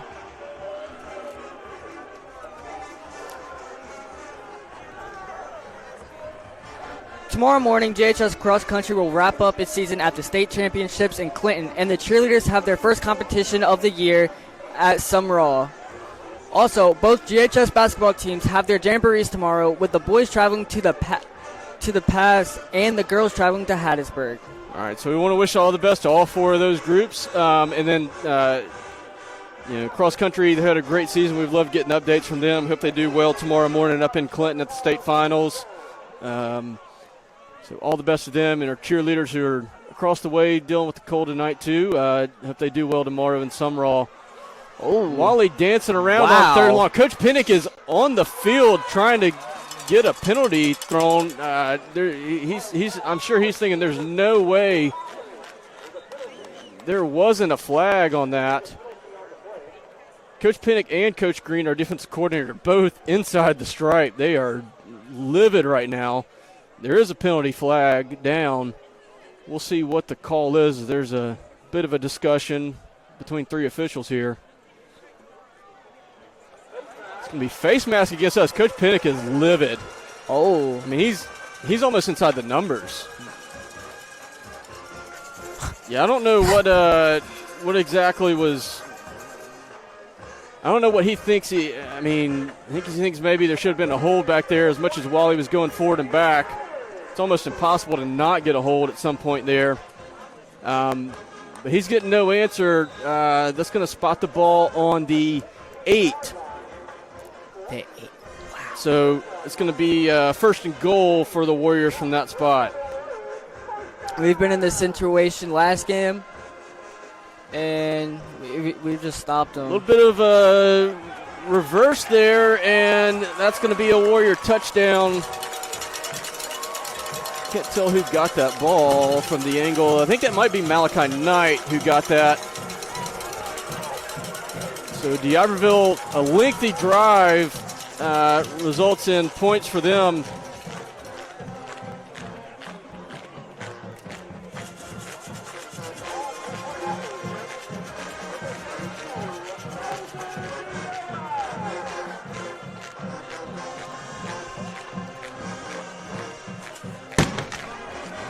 Mills-Riviere on for his third point after the night. And doinks it, but it goes post through. Bank shot. So with 1:29 to go in the third quarter, Gulfport's lead is now 31-21. Nate, as we said, it's going to be a tough one all night. It is. We knew this wouldn't be easy. Big thing is, we've done a lot of the things we said we needed to do. We got a lead early. We're playing from ahead, which is not what D'Iberville wants. D'Iberville's not a team built to come from behind. So we've kind of taken them out of their game in that sense, but they've hit some big plays. That last drive definitely took a lot of time off the clock for one. I think the big key, this is something we said in the Pedal game, 120, basically the same situation here. 1:29 to go in the third quarter. I think the most important thing for this offensive drive is we get the game to the fourth quarter before defense goes back out there. They're going to be a little worn after that last drive. We need to keep this ball going into the fourth quarter. Don't make the defense go out again before we get another break. Once again, Cooper Crosby and Cordarius Payton are out in the far back. Okay, so we do have Cordarius back again. And Villa is going to kick it to him. He's going to field it around the 8. And he's good going to go. Pursuit from the coverage guys, but they miss. Cordarius is going to get it to the 25. So about 17 yards on the return there.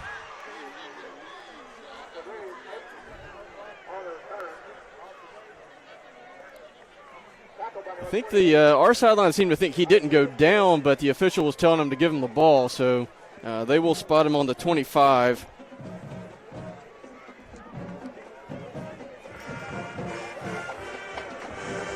All right, Emerald's got forced to punt for the first time tonight on their last possession. We'll see how we come out this time. A lot of time on the sideline since the last time the offense was on the field, so and it is a cooler night.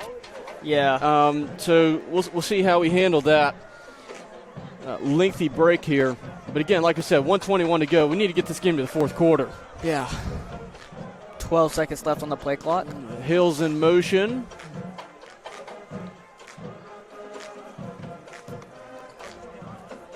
Fake handoff to Cooper, going out to Hales. Pick up of about 5. He was hit as soon as the ball hit his hands. Good job of him by holding on. So that'll put the ball on the 30.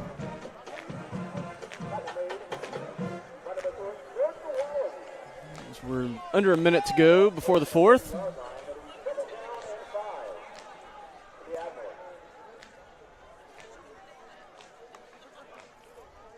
Cooper gets this one, bounces to the left behind some blockers. I think he's going to be about a yard, maybe a half a yard short of the marker. So that'll bring up third and short. Yeah. 4 yards on that pickup.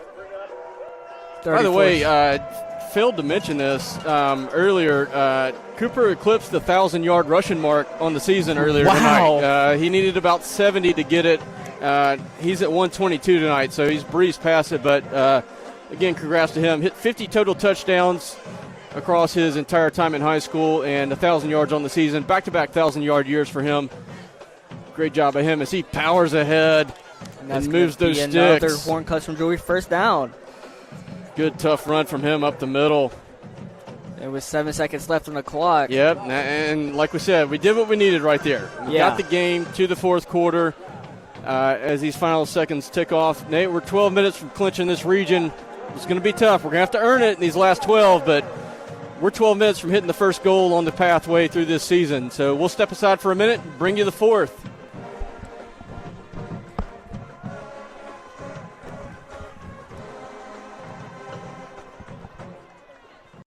In this changing world, you need to set a course for your future, preparing to navigate life.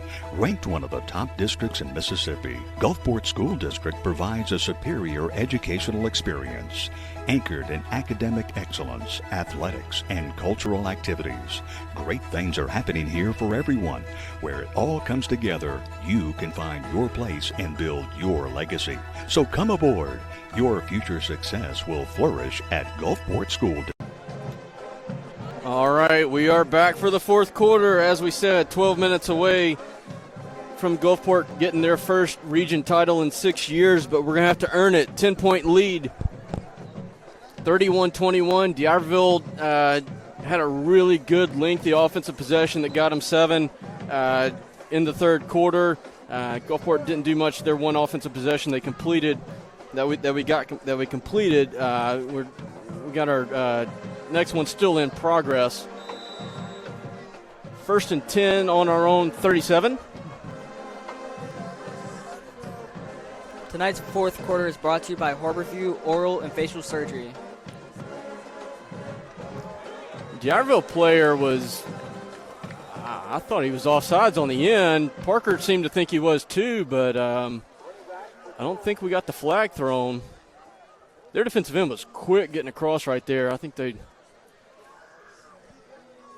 might have just timed it perfectly then. 1 yard pickup for the Admirals.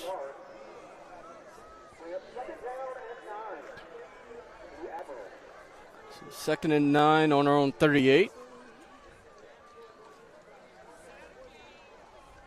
As Javias comes in motion to the middle. Now he'll line up on the left side. Parker fakes going that way, rolls out to the right. Nothing really developing there. I think he's just going to throw this one away, and he does. Sends that one to one of his teammates on the bench. So 3rd and 9 coming up. We have a lead of 10 points.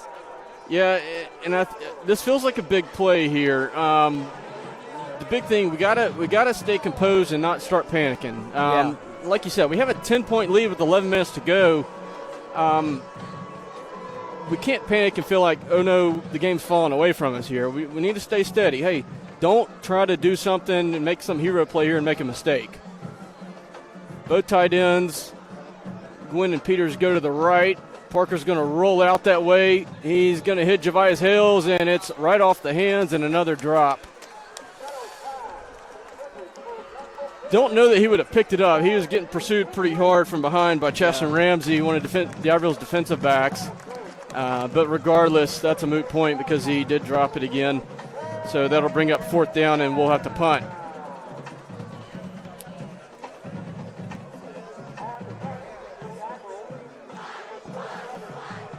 Carter Platt back to punt for the 2nd time tonight.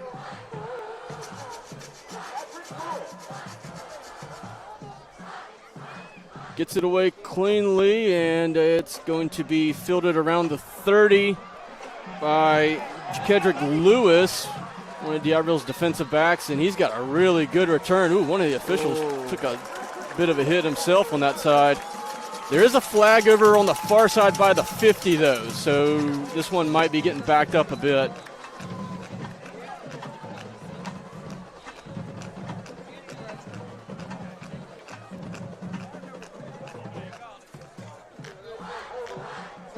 It's about a 30-yard return if it would have stood.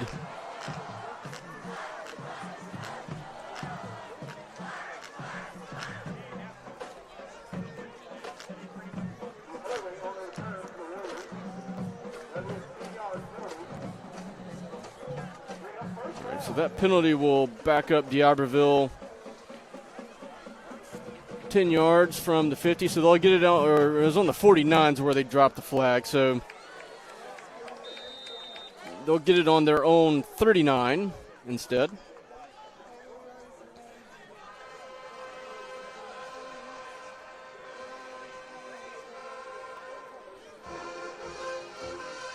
First play Good job by the guys up front snuffing that one out. Not much to pick up there. I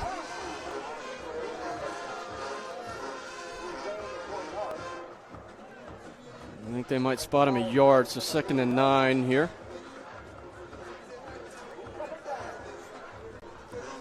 Under 10 and a half to go now. The clock is our friend. One thing about it, the clock is very much our friend here. It definitely feels like, all the momentum's kind of on D'Iberville's side right now. One of their receivers was about to break and fell down. So Wally is scrambling, and he's got the edge. He beats Trey Petey to the corner. Cortell Crandall kind of forces him out of bounds, but that's a big pickup of about 18 yards there for Wally. That'll be a first down for D'Iberville.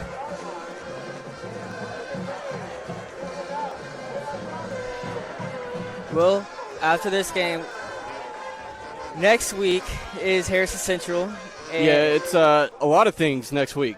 It's senior night. It's also the final regular season game at Milner Stadium. We'll definitely have some thoughts to discuss that, talking about the stadium, the meaning of it, the naming behind it, and things like that. So we look forward to that as Wally gets nothing on the keeper there. Trey P gets a hold of him. They're going to give him about a yard and a half there. But as you said, Nate, that is next week, and that's on Thursday. Yeah, a Thursday, not a Friday. So next Thursday at 7 p.m. on November 6th is senior night. It's against Harrison Central, and you can catch that live stream on here on Facebook or our Huddle TV channel. Quick hitter to Malachi Knight, and he falls down in the process of the catch right at the line of scrimmage, so no gain there, and that'll bring up a Savvy Sliders 3rd down and 8 to go.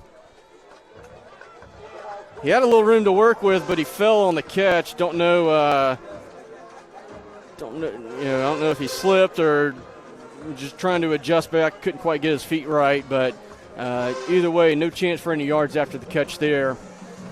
When he had a little bit to work with, I think.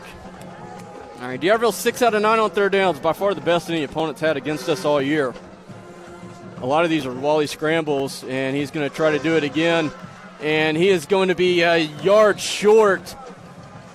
That was Javon Anderson getting the tackle there. He is they're going to mark him 2 yards short.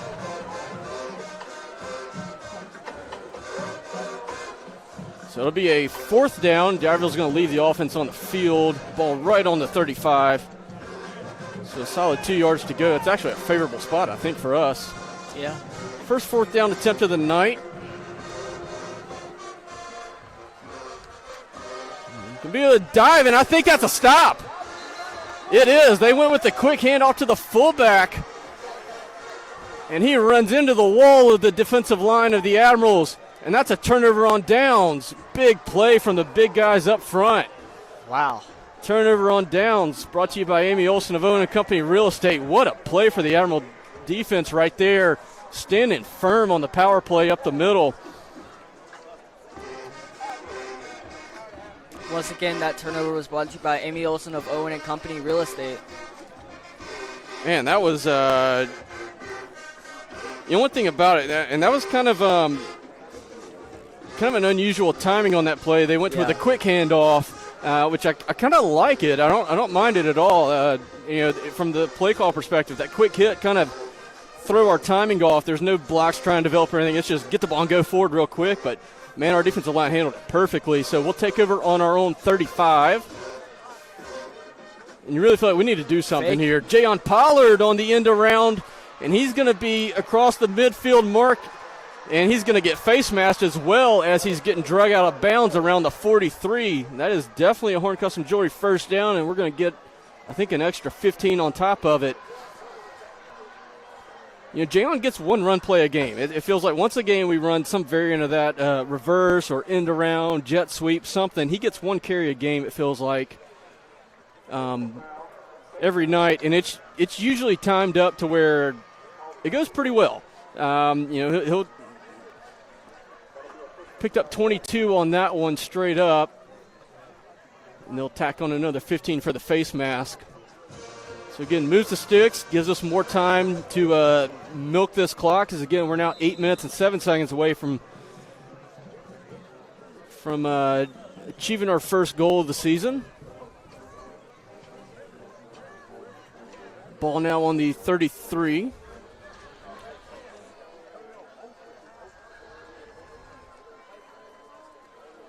And handed off to Cooper Crosby. Yeah, Cooper going to get a little power up the middle, maybe a yard. Actually, they're going to call no gain. So 2nd and 10 still. Okay. But the clock keeps moving regardless. And again, that becomes a big part of the factor here is that clock. The more it's moving, the more it favors us. Is 31 enough to win this game? Maybe, but I feel a lot more comfortable we get some more points on this drive here, especially since we got a little momentum coming off the turnover on downs. Then we hit the big play with the sweep to Jayon. Cooper Crosby is in motion, handed off to Elijah Frederick. We're going to get flagged. I think we have 2 people moving at the time of the snap. Yeah, it's going to be an illegal shift on us. We had 2 people moving. 2 people in motion. When that happens, you got to be still before the snap happens. So that's going to cost us 5.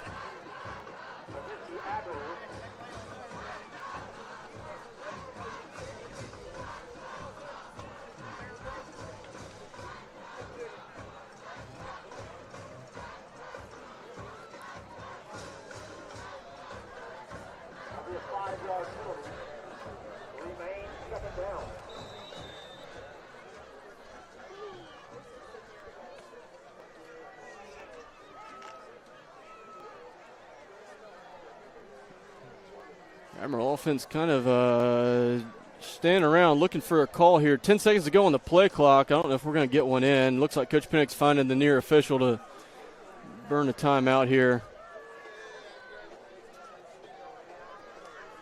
No, we get the snap off right at the final second of it. And it's off the hands of Camden Morgan. He was starting to cut in a little bit on the comeback, and Parker's throw was to the opposite direction from where he was moving, and just out of his reach. That brings up a 3rd down and long. I'm really surprised we didn't call a timeout. I don't know if we were trying to I think we bait were. them into thinking we were going to call one and maybe get their defense relaxed and unprepared. I don't know. It was kind of an unusual look for us. Parker tries the hard count. Nobody bites. 10 to go on the play clock now as they check back. Moves Cooper to his left. Screen pass to Cooper, and he's not going to get much. Caleb Triplett was all over it. Star linebacker for D'Iberville makes the good tackle. So that will be a 3rd down stop for the Warriors, and going to put us in, let's say, kind of an awkward punting situation.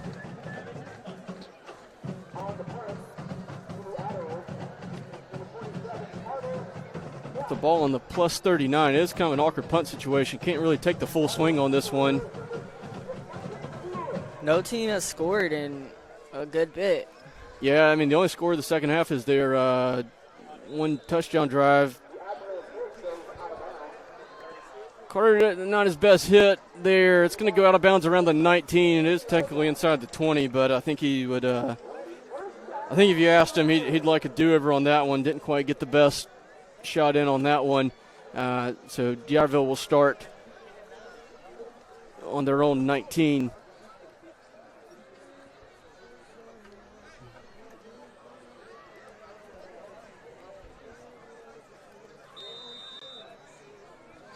All right, 6:22 to go. Again, the clock's our friend for now, although no timeouts have been burned at this point. Wally in the gun, looks to hit Malachi Knight on the slant, and it's dropped. Not a great throw there. Didn't look like he got a great spiral on that throw, and the ball's kind of sinking on Knight, and just couldn't quite get it in his hands. It is actively getting colder, so. It is, and that's going to make it harder to throw the ball exactly. for sure, especially because this is the first time, we haven't had a cold game yet this year, like you were saying. I mean, this is the first time that it's been, true cool football weather. So it's a new thing for the teams to deal with, although as much as they're running, it's probably not bothering too much. Wally drops back on this 2nd and 10, and he's going to kind of sidearm that, trying to hit Isaiah Smith. He bounces it into his legs. So that'll fall incomplete and bring up a Savvy Sliders 3rd and 10. No, but I think this year we've had a very good team put together. Like, defense and everything.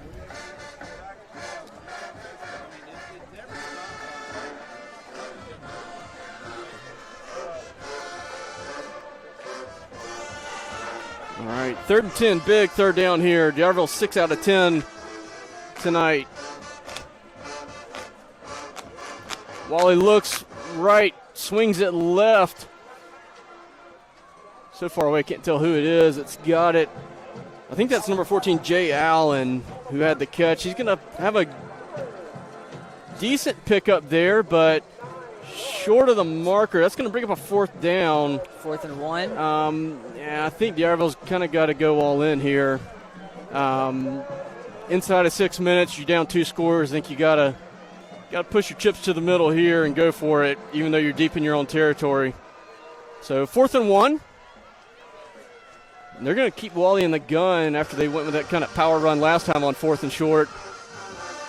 And Wally's going to keep it and go to the right, and this is a brick wall again. This is going to depend on the spot. Both teams are saying they've got the favorable outcome. We'll see what the decision is. No signal yet. And it is a turnover on downs. Gulfport makes another stop. Back-to-back 4th down stops from the defensive line. They stand strong against the run 2 times in a row on 4th and short. Turnover on downs brought to you by Amy Olson of Owen & Company Real Estate. Nate, the defensive line comes through. They've been beaten up a little bit tonight, but man, oh man, the 2 biggest plays of the game, they turned into this stone wall, not letting anybody through. What a play by those guys up front.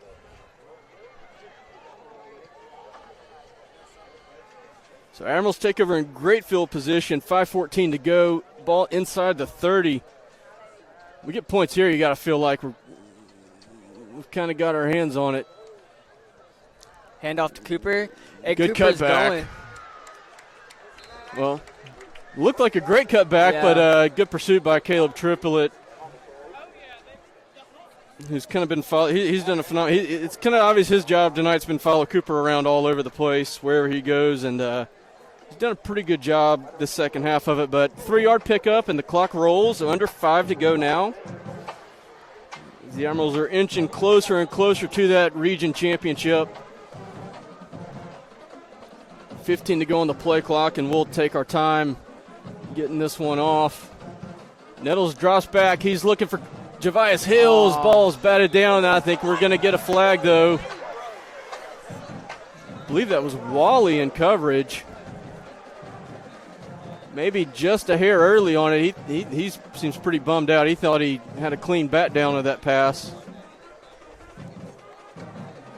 We'll see here.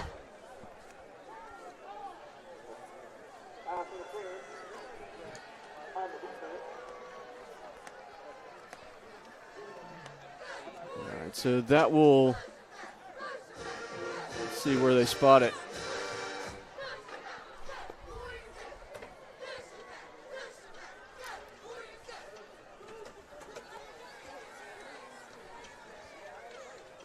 Seems to be a little confusion between the officials here. You got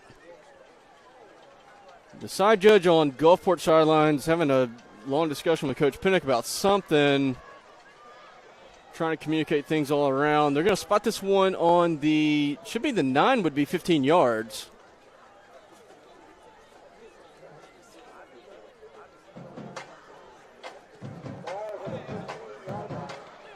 They're going to spot it on the, well, there's more discussion from officials. We'll see.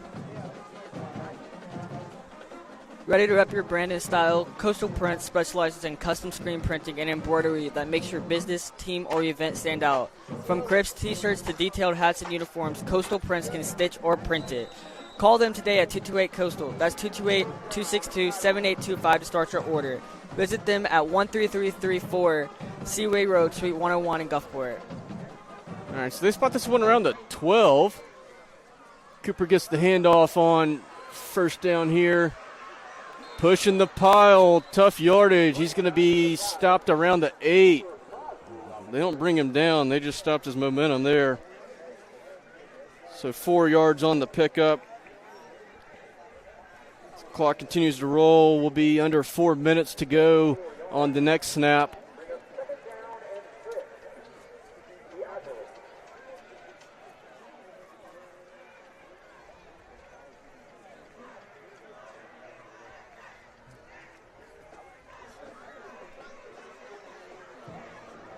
Cooper in the pistol as the back now.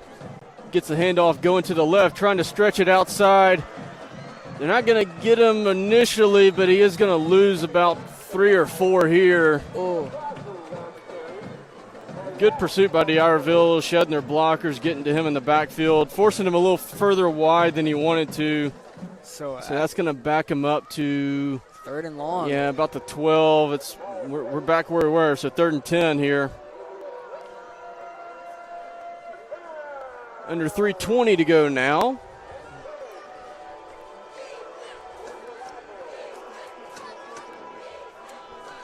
Interesting play call here. I mean, you could run it and try to keep the clock moving, or at least force the D'Iberville to burn a timeout, and maybe we get set up a field goal maybe from here. We're going to use the timeout as the play clock was down to 0. Once again, timeouts brought to you by Revive and Thrive, located on Acadian Drive in Gulfport. But interesting play call here for our coaching staff to decide on. 2:58 to go. If you run it, you either make D'Iberville burn one of their timeouts or you take another 40 off the game clock. I imagine D'Iberville would take a timeout at this point. Then do we go for the field goal to make it a 13-point game? Or do we try to go for the kill shot right here? Do you try to throw it in the end zone? Do you try to end it right here? We go up 17. I think the game's over inside of 3 minutes just about. So interesting decision going on in that huddle right now, Nate. Yeah, I know. I mean, under 3 minutes, there's a lot that can happen. Like you were saying, there's a lot, even more than what you were saying too. So it just depends on how each team executes their plan with these last 2 minutes and 58 seconds that they have. Yep. But I think what's good, we get a close game. After the last few weeks, we had a lot of blowouts. We started with 3 classic close games down to the last minute. Good to get another close one after a few blowouts in a row. I mean, we love blowing out teams, but I like a good close game too. As Cooper motions out wide, and there's the fake to him, and Parker's going to sling it to the end zone, and it is caught! It's caught! It's Cooper Crosby. A 12-yard touchdown pass on the the pump fake to the slot wheel. 12-yard touchdown pass. Touchdowns brought to you by Brian Jacobs State Farm. Wow. That was an insanely good play. And that might be the one that puts the stamp on this one. Carter Platt on for the point after.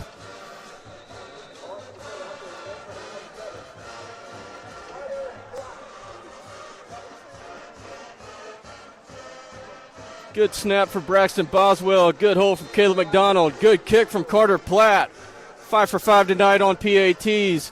And with 2:51 to go, Gulfport expands the lead. 38-21. What a catch from Cooper Crosby right there.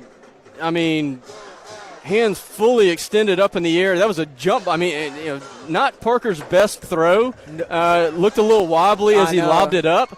But Cooper out-jumped the coverage guy.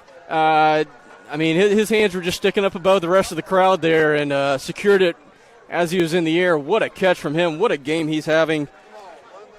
His 4th touchdown of the night. 38-21. And, 38-21, up to a 17-point lead. A lot of folks leaving now on the D'Iberville side. because I think that might be the score that might be the one that puts this out of reach as we get ready for the Divine Dentistry kickoff.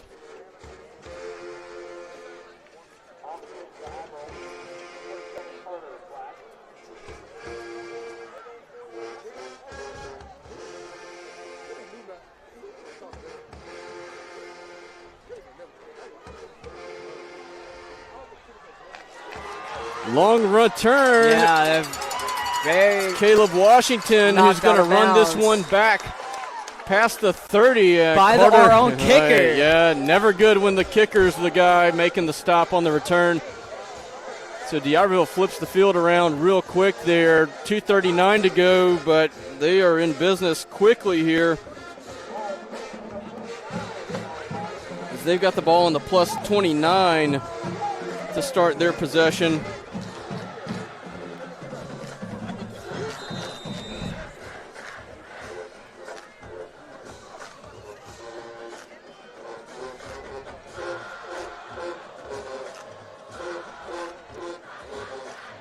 Wally rolls out to his left, reverses back. Maven Daniels right there, just out of his reach. L.J. Robertson couldn't corral him, and he's going to go out of bounds. Cannon Parker was the closest guy to him there. A lot of excitement on that play for a 4-yard pickup. Yeah, he's out of bounds at the 25. Almost had a sack there that would have been really exciting for us to kind of push them out of their comfort zone there, but man, Wally's tough. As we said, comes from a really athletic family. He's got 2 brothers that played Division I college football. One's now in the NFL. Was a 3rd-round draft pick for the Colts back in this past spring. Wally's a great athlete for sure. He's just a junior, so got another year of high school ball ahead of him. As he drops back, Maven Daniels so close again. Wally throws that. Malachi Knight's got it. Good catch from him. Pierre Felder's going to knock him down at the 2, but that'll be a 1st and goal.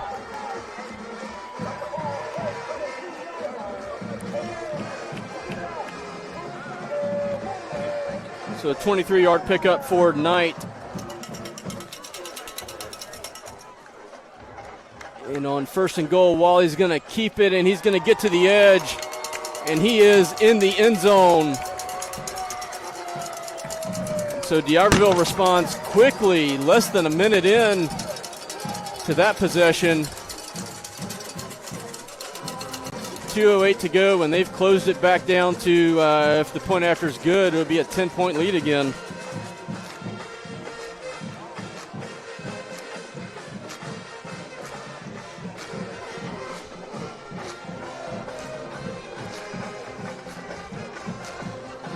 Mills VA on for his 4th point after. He's hit all 3 so far.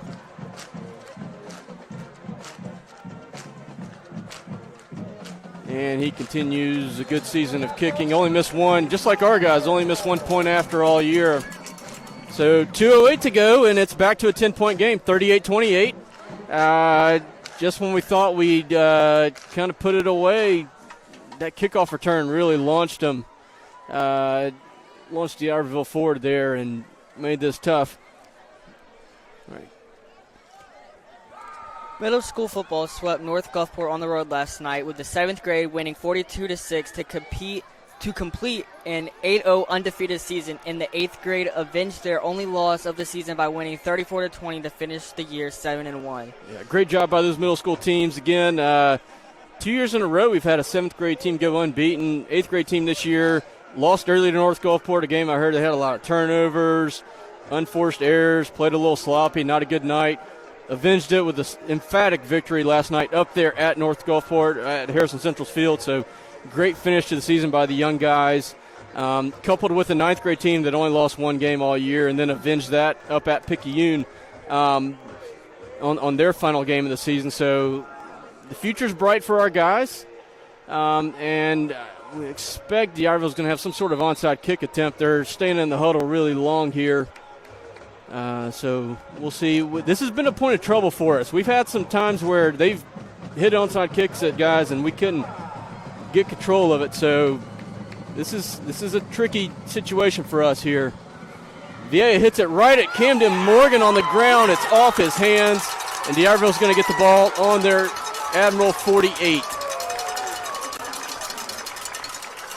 Yeah, Nate, I think the best thing Camden could have done is get out of the way of that one. That one's going out of bounds. Yeah. Don't try to catch it. That's a laser right at your ankles. I think the best thing you could have done was try to hop over that thing. Don't touch it. Let it go through. Go out of bounds. We get the possession there. But, hey, it's easier said than done. Sometimes it's really hard when that ball's coming at you. You really want to get a hold of it and make the play. Jumping out of bounds isn't always the most fun or most exciting thing. But defense got to make another stand. 2:06 to go. 10-point lead. Wally drops back, looking like he was going to throw deep, and he's going to scramble. Tackle from behind by L.J. Robertson. Jordan Fernandez helped out. It's going to be a 4-yard pickup. And there's a whistle maybe for an injury timeout, or no, there's a helmet off. Yeah, Wally's helmet came off, so he's going to have to come off for a play.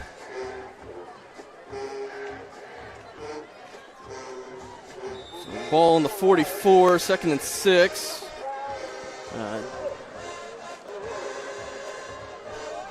Wally's got to sit a play for the helmet coming off. He's also getting his jersey put back on. His shoulder pads were popping out of his jersey there. So backup quarterback Ulmer in, and it's going to be a draw to Harvey. And he's got about a 7-yard pickup, so that'll be a first down for D'Iberville as he gets down to the 37. Either way, if they score another touchdown, that's a buzzer beater. Well, here's the thing: the clock's still rolling. They're not, moving super fast. Wally drops, looking for the deep ball here, trying to go for Knight. Pierre Felder was a little bit beaten in coverage, but that ball floated enough. Pierre could kind of recover and get to him. As it sails a little long too, so that'll fall incomplete. They went for the big play there. Overthrown a bit. So 1:13 to go. Again, don't think D'Iberville's taking a timeout. They may have taken one earlier, but they still got at least 2 to work with. Wally drops really deep here. Fires that one over the middle. Let's see, do they call that a catch? That's going to be close to a catch, or they're going to give him credit for the catch at the 20. That was Caleb Washington who made the catch there, and that's going to be a first down for D'Iberville. And they're going to clock it. So they spiked the ball there. So it'll be 2nd and 10 on the 20.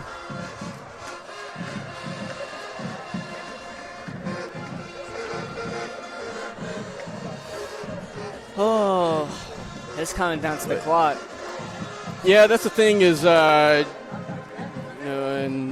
is this near side officials showing a stop? He's signaling stop. Is it timeout for us, I think? Yes. Okay, so yeah, PA guy just said timeout, Admiral. So once again, timeout's brought to you by Revive and Thrive, located on Acadian Drive in Gulfport for all your recovery needs. I know a lot of our players and coaches love to use their services, and they've posted several times about the benefits that offers them. This is kind of a situation where you're going to, our conditioning, our recovery, how we taking care of our bodies is going to show up here. How do we handle these tough drives at the end of the game? I mean, again, we knew it wasn't going to be easy. On the road, high stakes. This is a good team we're playing. They're making us earn it. You got to give credit to D'Iberville. They didn't lay down. We went up 17 right there with a big catch from Cooper a few minutes ago, and they battled right back.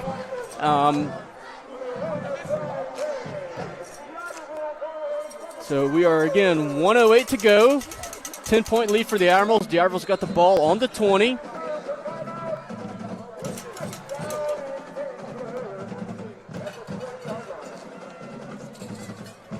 Wally's got 2 in the backfield with him. And he's going to drop pretty deep again. Pursued from Javon Anderson, and he's got it. It's a sack. Can't tell who helped him. That was Jasavian Causey in, the second man to help out on the sack. And that's a huge play. D'Iberville's going to have to burn a timeout. Again, timeouts brought to you by Revive and Thrive, but man, what a play at the right time. Javon Anderson, Jasavian Causey combining for the sack. That's going to put D'Iberville way behind the sticks. It's going to bring up a third and really long for him here. It's going to be about 17 to go when we're back at it. And a lot of noise coming from the Admiral side now. A lot of people from D'Iberville left when we had that touchdown at a few minutes ago to go up 17. But those that have stayed started to get pretty loud, started to have a lot of energy on this side of the stadium. That sack really waking up the blue and orange side across the way from us. Yeah. I can't say our band's much louder than D'Iberville's right now. They're playing full volume right now. Big play here. D'Iberville's got 2 plays to get 17 yards. 1 minute to go.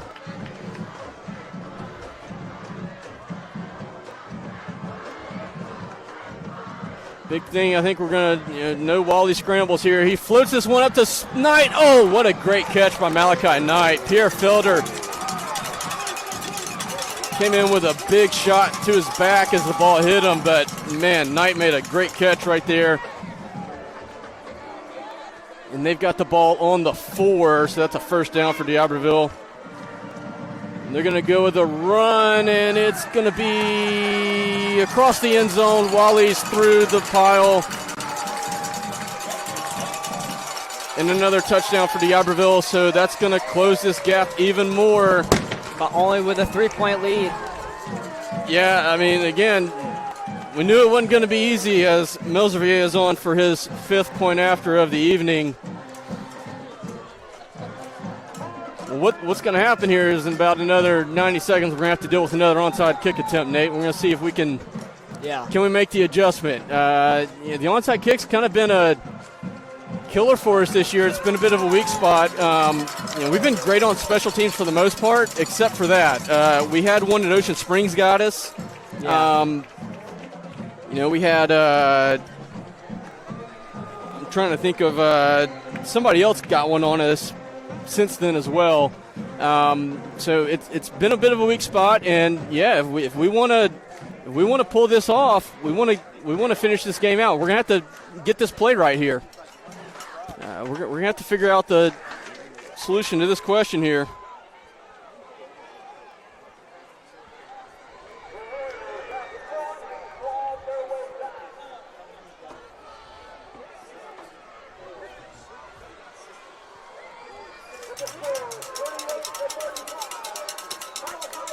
Oh, they have Cooper Crosby out.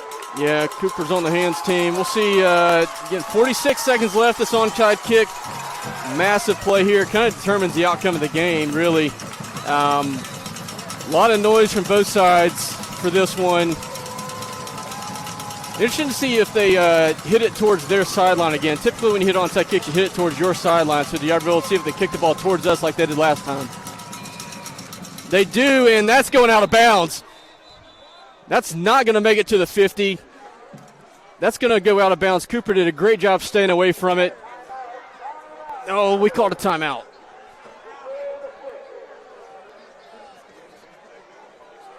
So that kick out of bounds didn't happen.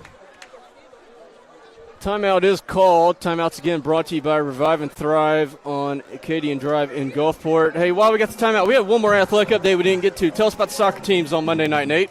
Both GHS soccer teams started their seasons with wins over George County on Monday night. The boys won 3-0 with goals from Shaw Killebrew, Adrian Cardenas, and Manassas Ramos. And the girls won 2-0 with goals from Caroline Deacle and Carrie-Ann Crosby. Goalkeepers Dylan Martinez and Denia Keys recorded their first shutouts of the season. All right, want to make sure we got them in. They play tomorrow at the Sportsplex. But a good start to their seasons.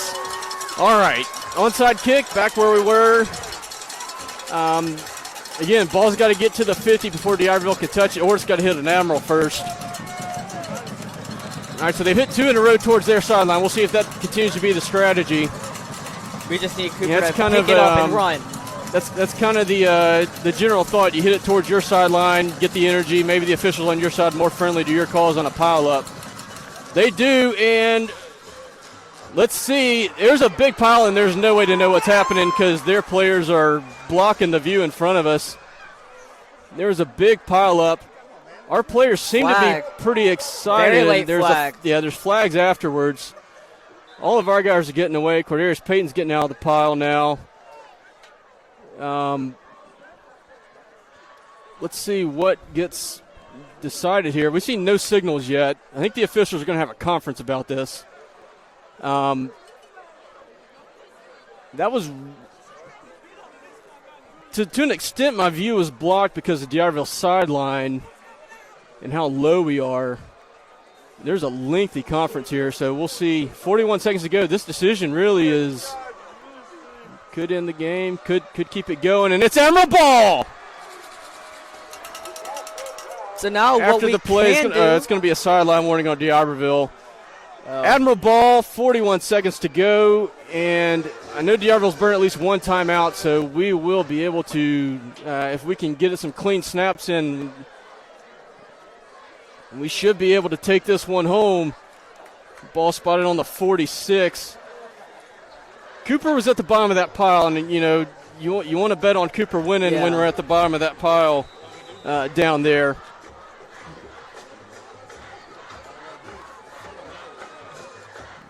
All right, we get the kneel down.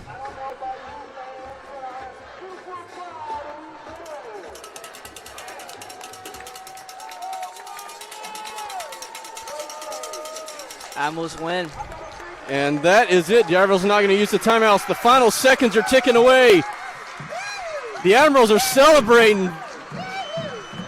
First time in 6 years, Nate, we are region champs. What a great night. Yeah, what a great run we've had this year. Undefeated, too. 3 straight years we finished in second place. So frustrating. Just couldn't get over the hump.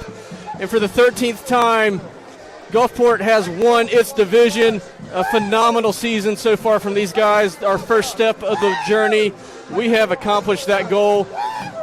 Next week we got senior night, final regular season game at Milner, and then it's the playoffs. We will be at home in 2 weeks from tonight.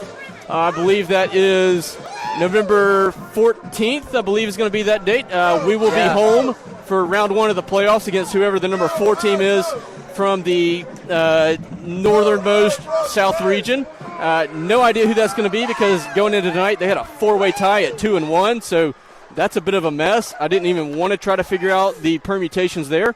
But who cares? On a gorgeous, crisp fall night, Gulfport pulls out a thriller, 38-35. D'Iberville gave us their best shot. Credit to them. They're a for-real team. They were 7-1 coming into the game. They're a very good team. Great job by them. Their PA announcer said, great job. Be proud of all these kids that put their hearts on the field tonight and did a great job. But, man, Nate, it's exciting. After all the frustration the last few years, finally getting back over the hump. Yeah. Finalizing a region title. Got to feel great for these players coming so close so many times in a row. Finally pulling it out, even though got a little tense at the end. But a great job. We had a lot of heart. We had a lot of stamina there at the end. We've definitely grown over the year. I think that's the best thing. The Picayune game went just like that one, and we lost it. The Petal game, very similar to that one, and we lost it. Yeah. Tonight, when we started to lose that lead, the other team started gaining momentum in the fourth. We had 2 big fourth down stops on 4th and short. Defensive line turned into a complete brick wall, not letting them through. Held on just long enough, and it's got to be really satisfying. Congratulations to our coaches. Congratulations to our players. I know it's a huge relief for them to finally pull this off. So print the T-shirts. Admirals win the region. Win the game tonight, 38-35. Again, join us next week on Thursday. If you're not going to make it to Milner for the final regular season game at Milner Stadium, join us on the stream. Nate, it's been a great one tonight. It's been a very great one. So for Nate, for our great camera crew, for Mr. Rogers, Mr. Elward, doing a great job producing all this, we wish you a good night. Happy Halloween. Admirals are region champions. We'll see you next week.